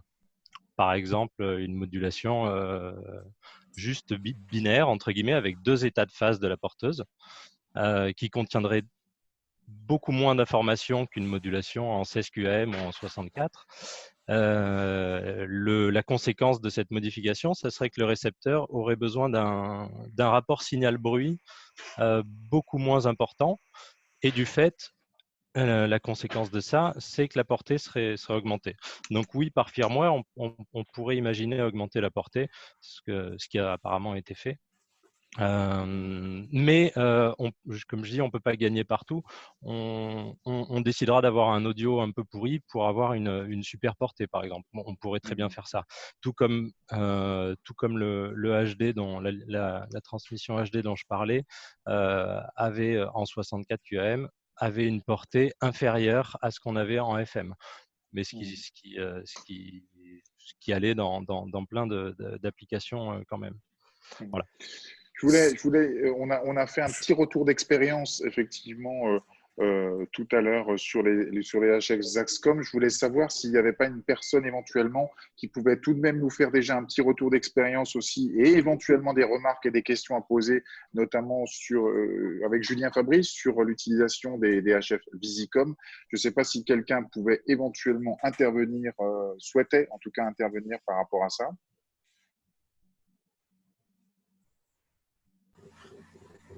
Non, personne. Julien, personne n'utilise tes micros, c'est con. Bah ouais, non, tout le monde sait les utiliser parce qu'ils sont simples d'utilisation et ils sont fiables. Je les vois jamais chez moi, donc c'est embêtant. Alors, par contre, si je me permets, Stéphane, est-ce que je pourrais faire quelques slides et faire un peu un point sur ce qu'il en est d'aujourd'hui et de ce qui va arriver demain, et pour être concret? Alors, j'allais effectivement conclure, enfin, pas conclure encore, en tout cas, on ne va pas conclure encore. J'avais encore quelques petites choses à dire parce que je voulais quand même revenir, moi, aussi sur Sennheiser et Audio Limited pour mes expériences personnelles parce qu'apparemment, personne d'autre souhaite en parler. Mes expériences personnelles sur ces deux produits, les retours pour moi sont excellents. J'ai pu les utiliser, on ne va pas dire excellent, on va dire plutôt bon. J'ai pu utiliser ces produits tout récemment, que ce soit la série 6000 ou les produits A10. Je trouvais que vraiment c'était de très bons produits. Tout d'abord, alors comme je vous ai dit, il y a des histoires de priorisation. Tout à l'heure, effectivement, Julien Périeux nous disait, voilà, lorsque j'ai tant et tant, tel et tel événement à faire, je vais d'abord raisonner peut-être analogique, numérique, en fonction de ce que je vais devoir faire passer. Bien, écoutez, moi, j'ai voulu tester ces deux systèmes. Je suis assez content et plutôt agréablement surpris par le résultat. Chez Sennheiser, donc Charlie, le son est vraiment, je trouve, exceptionnel. Je trouve que c'est vraiment un son qui est d'une très, très grande transparence. C'est des éléments, des HF qu'on a utilisés notamment sur des instruments pour pouvoir… Et il s'agissait également de faire là la meilleure qualité possible et la meilleure transmission possible en termes d'audio pour ces événements-là, en tout cas pour ces tournages. Et je trouve que vraiment, j'étais très, très satisfait. Je trouve que le codec qui a été utilisé, le compondeur qui a été pris chez Sennheiser est vraiment d'une très belle transparence. Je ne me souviens plus du nom. On parle plus de compondeur en fait. Oui, c'est plus compondeur, mais c'était le CEDAC. Le CEDAC, voilà. Le CEDAC qui fait vraiment… Je crois qu'on est à un rapport de 1 pour 2, me semble-t-il. C'est ça, hein? Non, on ne peut pas être un rapport de 1 pour 2, ça ne passerait pas avec la modulation qu'on utilise. Je crois que c'est du 1 pour 3 et quelques. 1 pour 3 et quelques, d'accord. Bon, en tout cas, je m'avance pas, mais de mémoire, c'est ça. Je trouve que franchement, ça c'est mon expérience en tout cas de tout ce qui est numérique des différents appareils actuellement sur le marché. La taille du dernier 6210, hein, c'est bien ça, 6212, non, ouais. 6212 vraiment est superbe. Je ne sais pas si il y a effectivement ici, je crois qu'il faudrait que je demande si Thomas Lascar, je ne sais pas s'il est encore avec nous, qui a utilisé également ces produits. J'aimerais bien avoir également son petit avis sur ces produits Sennheiser. Je trouve que vraiment, en termes de qualité sonore, c'est quelque chose de vraiment superbe. Thomas, si tu es là, je ne sais pas si tu es là. L'idéal, ce serait qu'à un moment, on parle que de qualité sonore de capsule et pas de liaison, parce que. Alors, le but, c'était vraiment de parler de la transmission HF, hein, mais voilà, c'était simplement pour vous dire que c'était vraiment un très bon produit. En termes de transmission, ça se passait bien, tout autant que ça se passe bien avec les produits Visicom et autres. J'ai eu maintenant, pour parler un petit peu des A10, j'ai eu donc l'occasion d'utiliser les A10. Alors là aussi, je pense que Sennheiser et les autres fabricants doivent à un moment donné aussi pouvoir proposer des produits comme propose actuellement Audio Limited, avec des options qui sont plutôt intéressantes et je dirais même pour certaines qui sont aujourd'hui primordiales. Quand je parle de priorisation, je parle notamment des enregistrements sur carte. Je vous assure qu'aujourd'hui, vu les rythmes de tournage, vu de la manière dont ça se passe et de la manière dont on demande aux techniciens de devoir bouger à gauche et à droite et de s'adapter d'une manière extrêmement rapide, je pense que l'enregistrement sur carte ou bien sur un système interne de mémoire quel qu'il soit, en fait, je pense que ça devient quand même indispensable. Donc, Audio Limited a très bien fait. Pardon ? Je disais merci Zaxcom d'avoir inventé ça. Oui, merci Zaxcom d'avoir inventé ça et il faut absolument que les autres personnes puissent impérativement s'y mettre. Alors, je sais qu'il y a des histoires, me semble-t-il, à nouveau, hein, de brevets et des… Uniquement aux États-Unis, pas en Europe.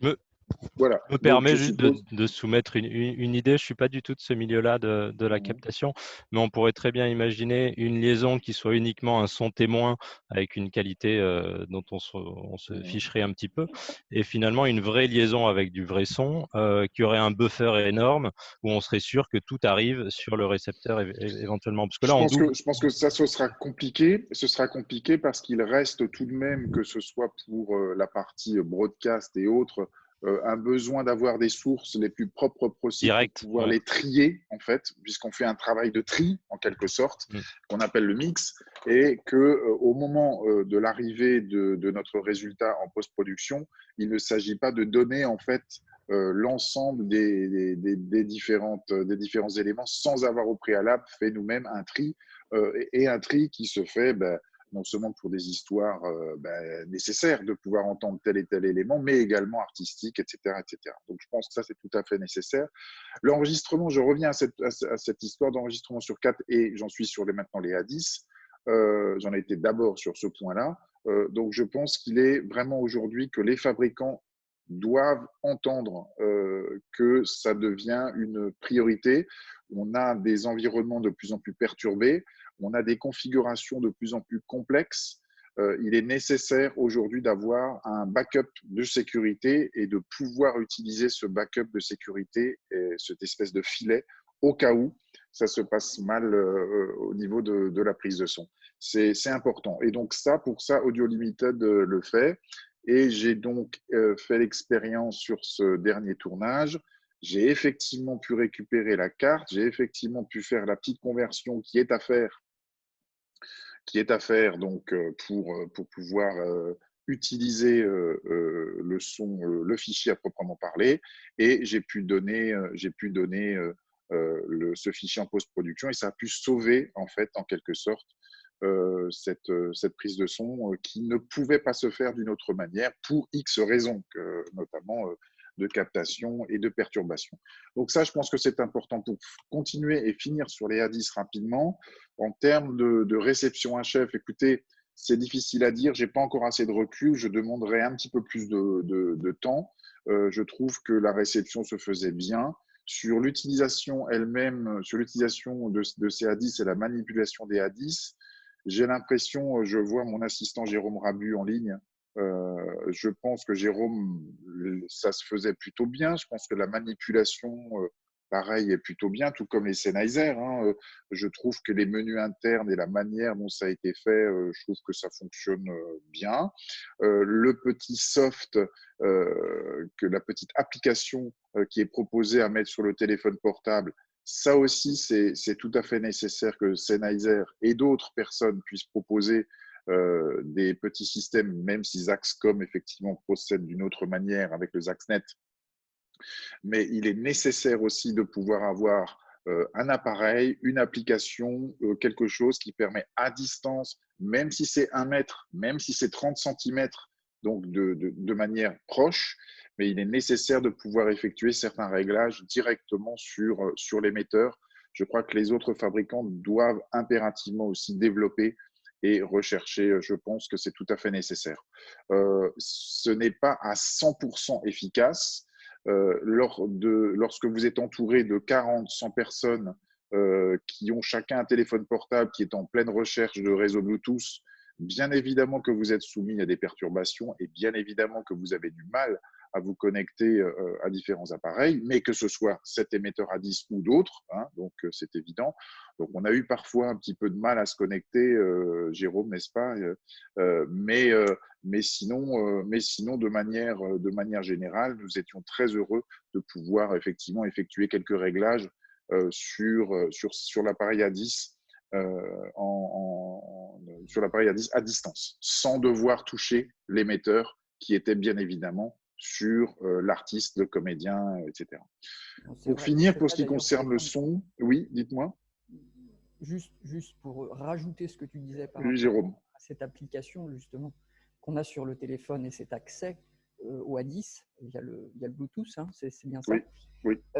Les moments où on a eu des petits soucis en fait pour intervenir directement sur l'émetteur, c'est quand on avait en fait des costumes très épais.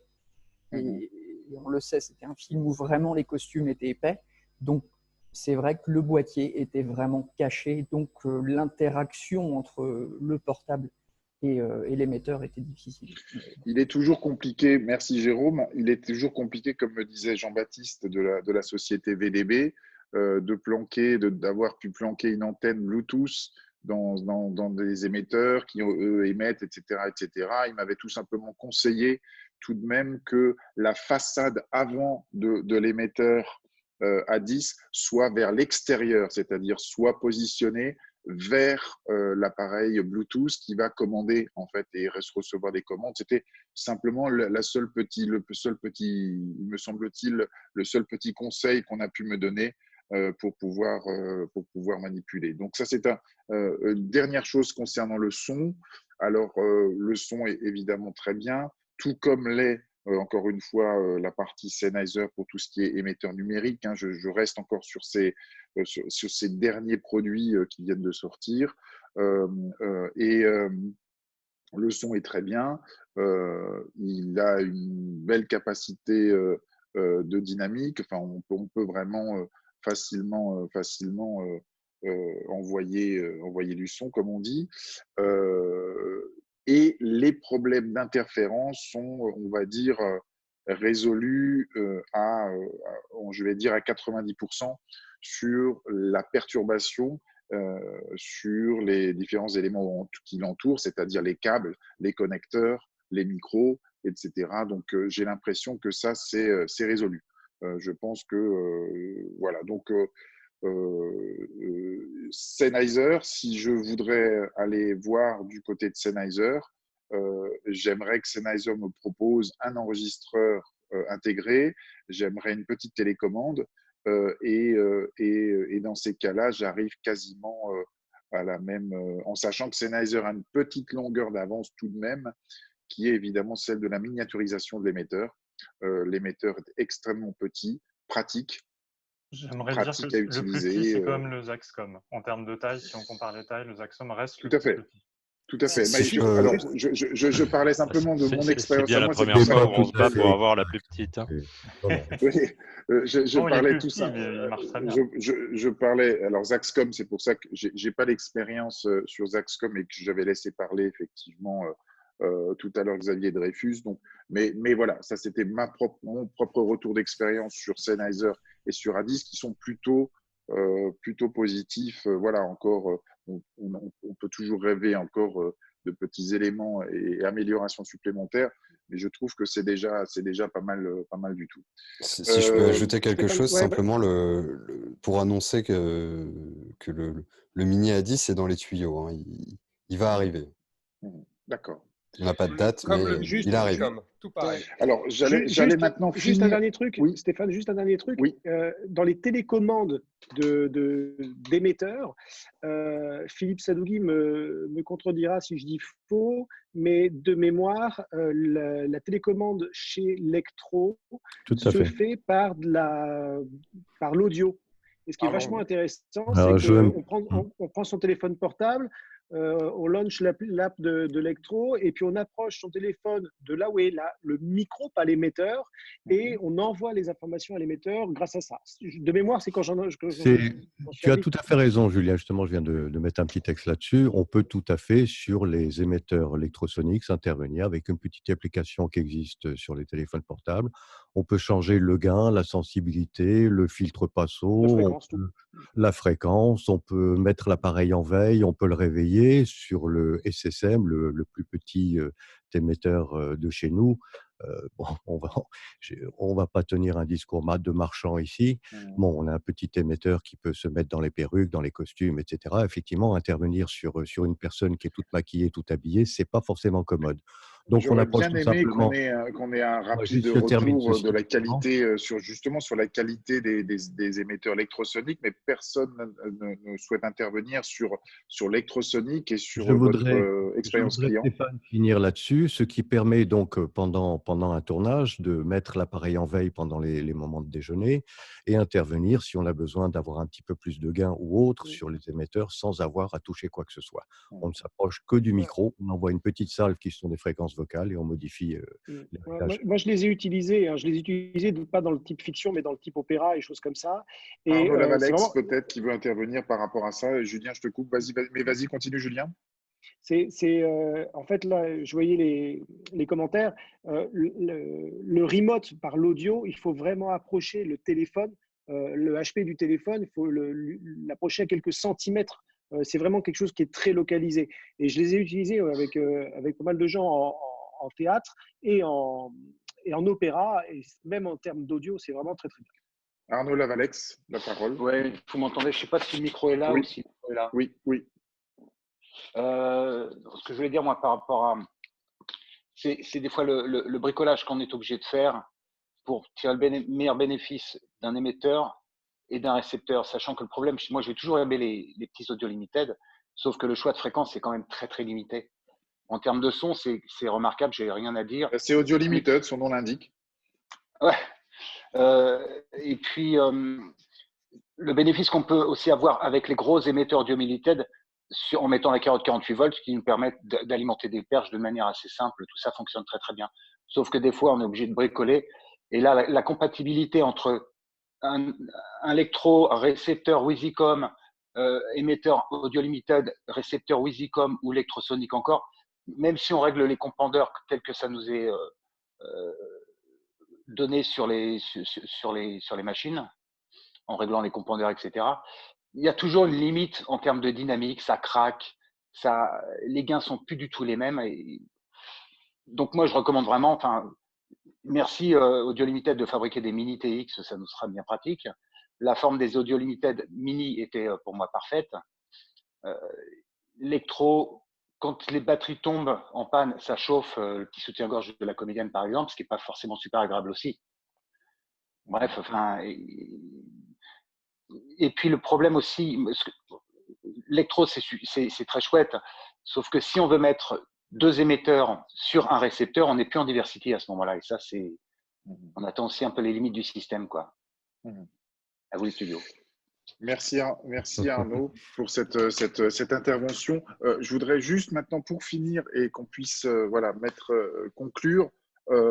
Alors, avant qu'on puisse conclure, moi, ce que je souhaitais, c'est que chaque fabricant puisse nous dire un petit peu quels sont les futurs produits, quelles sont les futures améliorations qui sont prévues à court ou moyen terme. On va finir là-dessus.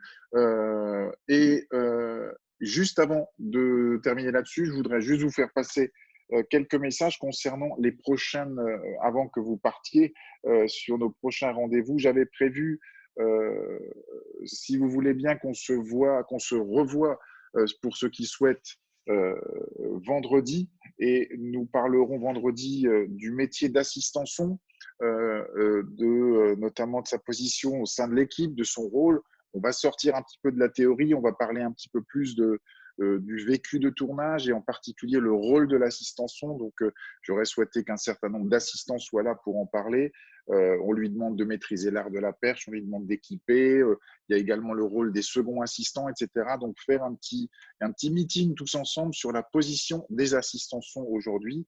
Sur lundi prochain, le 30 mars, nous allons faire un meeting sur la post-production. Nous aurons donc beaucoup de personnes de post-production, mixeurs, monteurs son, donc différents intervenants, et je pense que c'est très intéressant également de venir et de poser des questions et de pouvoir réagir sur ça.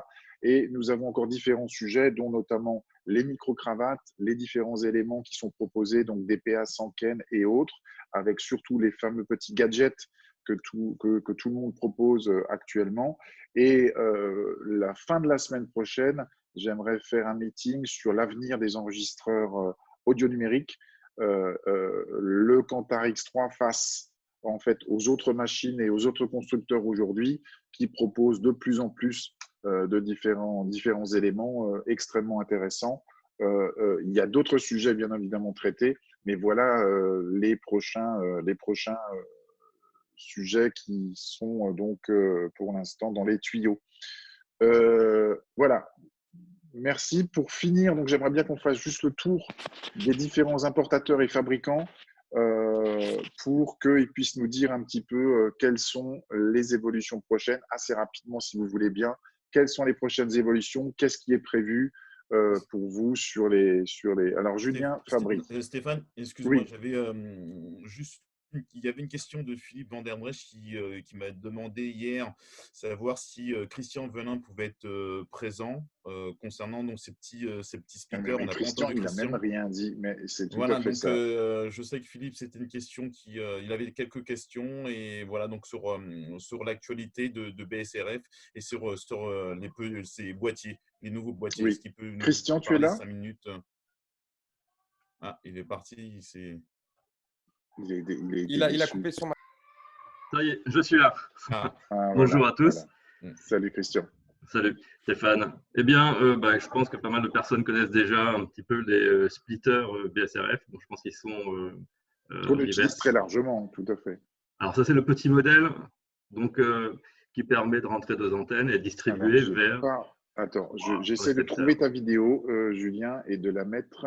Je ne sais pas où tu te trouves. Où te trouves-tu, Christian? Ah voilà, ok, c'est bon. C'est bon? Ah, pardon. Okay.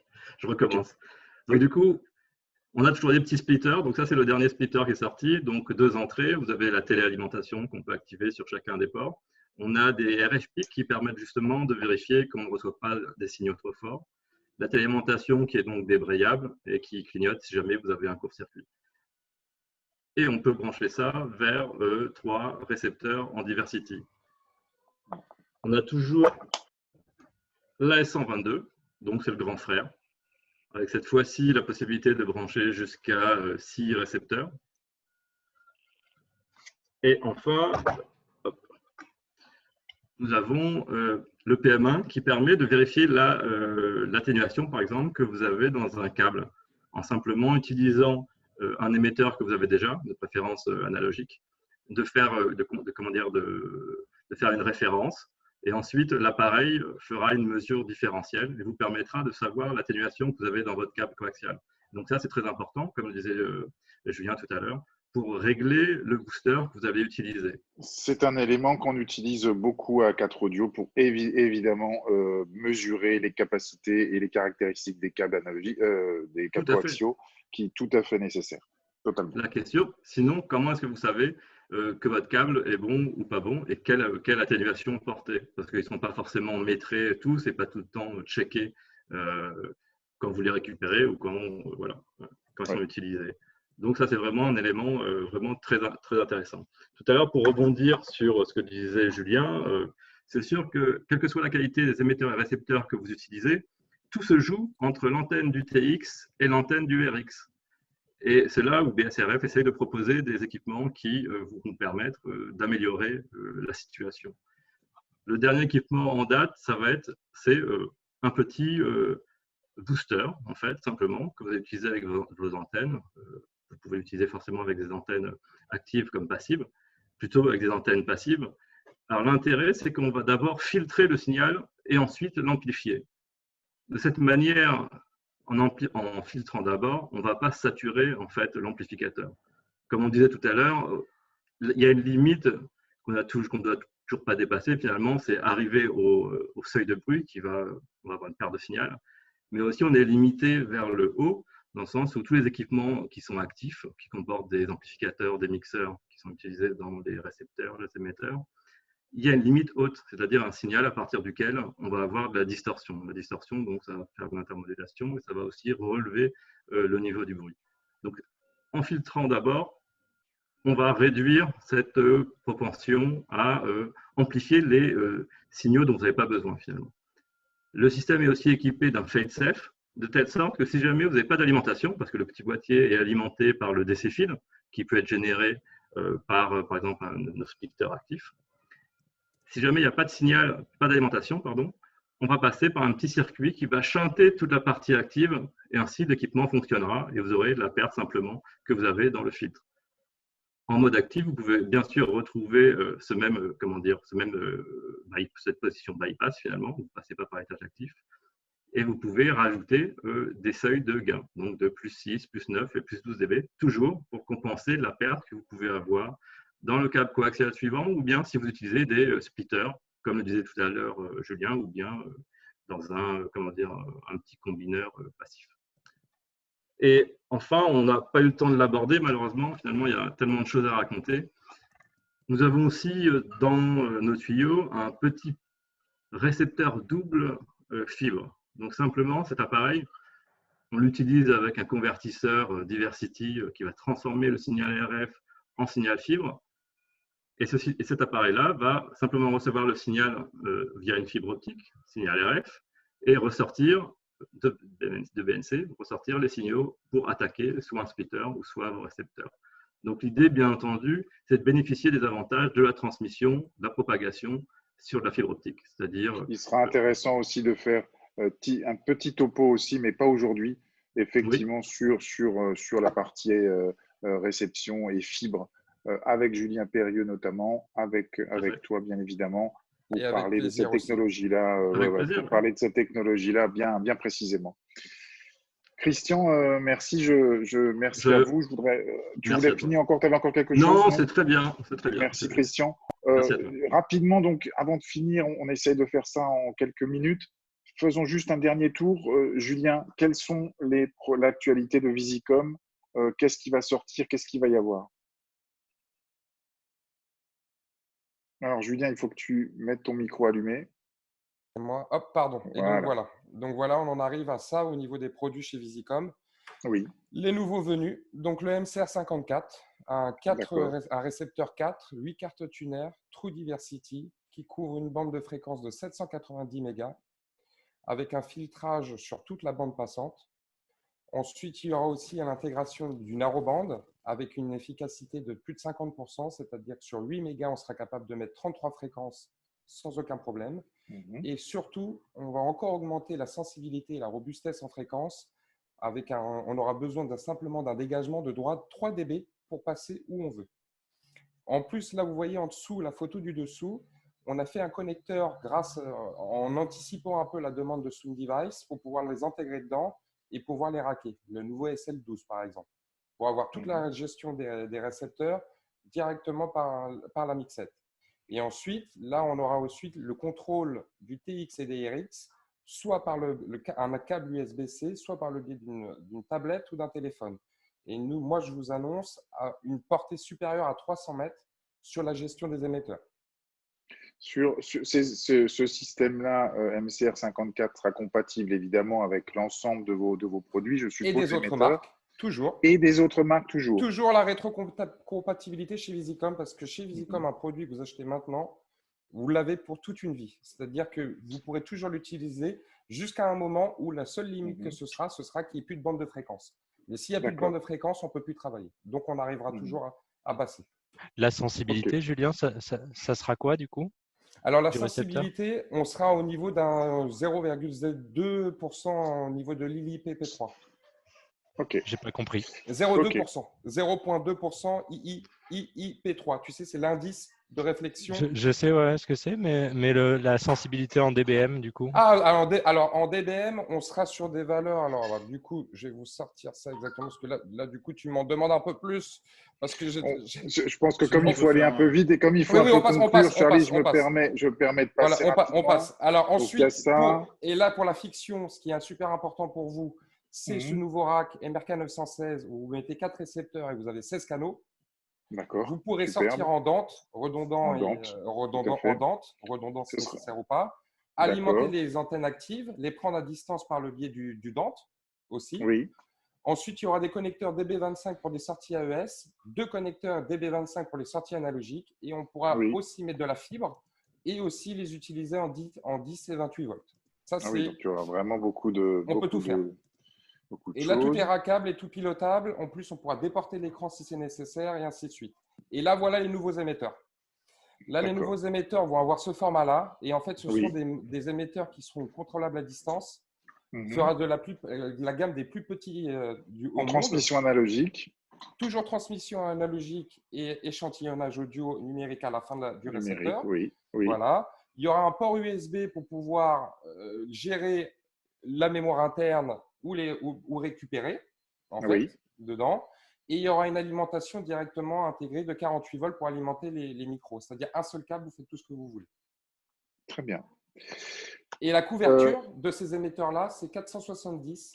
Juste une petite date de sortie, de tout ça éventuellement. Alors, MCR54 et MRK916, là, ce sera au courant de l'année. Donc, ça aurait dû être une présentation au NAB cette année, mais comme vous le savez, c'est compliqué. Donc, du coup, ça va quand même sortir, mais ce sera présenté peut-être, j'espère, à l'IBC en septembre, à Barcelone, là, pour le coup, je crois de mémoire. C'est plus Amsterdam. Pour le MRK 916, c'est aussi dans les tuyaux, donc ça sort cette année. Et l'émetteur, c'est courant de la fin d'année, début d'année prochaine. Mais ça, c'est pour le petit émetteur. Entre-temps, il y aura les émetteurs de la nouvelle génération qui vont arriver. Mais le plus petit, ce sera au courant de l'année prochaine, fin d'année. Merci Julien. Sennheiser, éventuellement des petites infos sur ce qui va arriver, Charlie? Je peux rien dire pour le moment. Merci Charlie. Stéphane, Olivier. Là pour le moment. Ah bah voilà. Ouais. Donc effectivement, parce qu'on a eu la grosse sortie du 6212 l'année dernière. Par contre, ce que je tenais à dire, c'est qu'on a bien pris en compte effectivement différentes réflexions qui ont été faites. Jimmy, si tu peux éventuellement extraire certaines demandes qui auraient pu être faites par le chat, parce qu'il y en a eu pas mal, voilà, pour nous faire des remontées. Et on n'hésitera pas à faire des remontées à l'usine et aux ingénieurs pour le développement des produits. Voilà. Et sinon, je voulais, parce que j'ai remarqué plusieurs personnes, et surtout, je vais remercier Julien de la société Visicom pour la promotion du HD25 de chez Sennheiser. Voilà. Merci beaucoup. On est dans les remerciements. Je remercie aussi tous les retours. C'est hyper intéressant d'avoir des retours de certes peu d'utilisateurs, mais c'est précieux. Merci. Et merci à tous les organisateurs en tout cas. Merci. Et on passe à Philippe Sadougui. Philippe, est-ce qu'il y a des choses qui vont sortir chez Electrosonic? Oui, comme d'habitude, mais pour l'instant, rien à dire. Ah, c'est en secret. C'est en secret. Merci Philippe. Et Zaxcom? Merci à vous. Pareil, on ne peut pas annoncer grand-chose. Vous ne pouvez pas il y a pour l'instant toujours annoncer quelque chose. les récepteurs quadruples qui se mettent dans les enregistreurs, qui existent, qui viennent de sortir. Mais sinon, d'accord. Merci Clément en tout cas. Louise, auprès d'Audio Limited, bon, on sait que voilà, le A10 est arrivé. J'ai entendu parler, et d'ailleurs, je vais répondre à ton mail que tu m'as envoyé sur la miniaturisation des émetteurs. Je crois que c'est ça qui est peut-être dans les tuyaux actuellement. Voilà, avec Jean-Baptiste, on a eu la chance la semaine dernière d'avoir un premier prototype. Une première visualisation de ce qui va être lancé. Alors, je pense que c'est pareil. Je rectifie juste pour AUI. L'IBC cette année reste à Amsterdam en 2020. Ah oui, pardon, donc... c'est l'ISE. Ouais, c'est l'ISE qui bascule à Au cas où, Barcelone. il y en a qui prévoyaient d'y aller. Si c'est maintenu, effectivement, ça se passe à Amsterdam. Et donc, je pense que le mini sera sans doute pour fin de l'été, voire présentation durant l'IBC Amsterdam. Fin d'été déjà, quand même. En tout cas, on a vu avec Jean-Baptiste quelque chose qui était déjà bien avancé, pour lesquels nous on est très contents, mais pareil, on peut pas, malheureusement, on n'est pas autorisé à en parler aujourd'hui. Ce qui est normal. Mais en tout cas, merci en tout cas pour l'information. Merci à tous les importateurs, constructeurs qui étaient avec nous aujourd'hui. C'était, j'espère que ça vous a plu. On a appris quand même pas mal de choses. C'était toujours difficile évidemment en direct de répondre aux différents. Il y avait beaucoup de questions qui arrivaient aujourd'hui. C'était compliqué de prendre ces questions et de répondre tout de suite. En tout cas, merci à vous. Merci Julien Périeux de la société Fréquence. Merci à Jimmy Martin, à 4 Audio qui a organisé tout ça. J'espère vous revoir vendredi matin si vous voulez qu'on parle, mais cette fois-ci on va oublier un peu la technologie et on va plus parler de tout ce qui est le rôle des assistants et de savoir comment ça se passe sur les plateaux pour vous, pour tout le monde, pour eux. Merci en tout cas à vous et puis passez une bonne après-midi et à bientôt j'espère. On reste en contact. Restez surtout sur les réseaux sociaux pour voir un petit peu quels sont les prochains rendez-vous et qu'on se remette tous ensemble à nouveau pour en parler. Merci à vous. Merci Stéphane. Stéphane, à bientôt. Salut tout le monde. Ciao, ciao. Salut. Merci à vous, bon après-midi. Au revoir. Merci.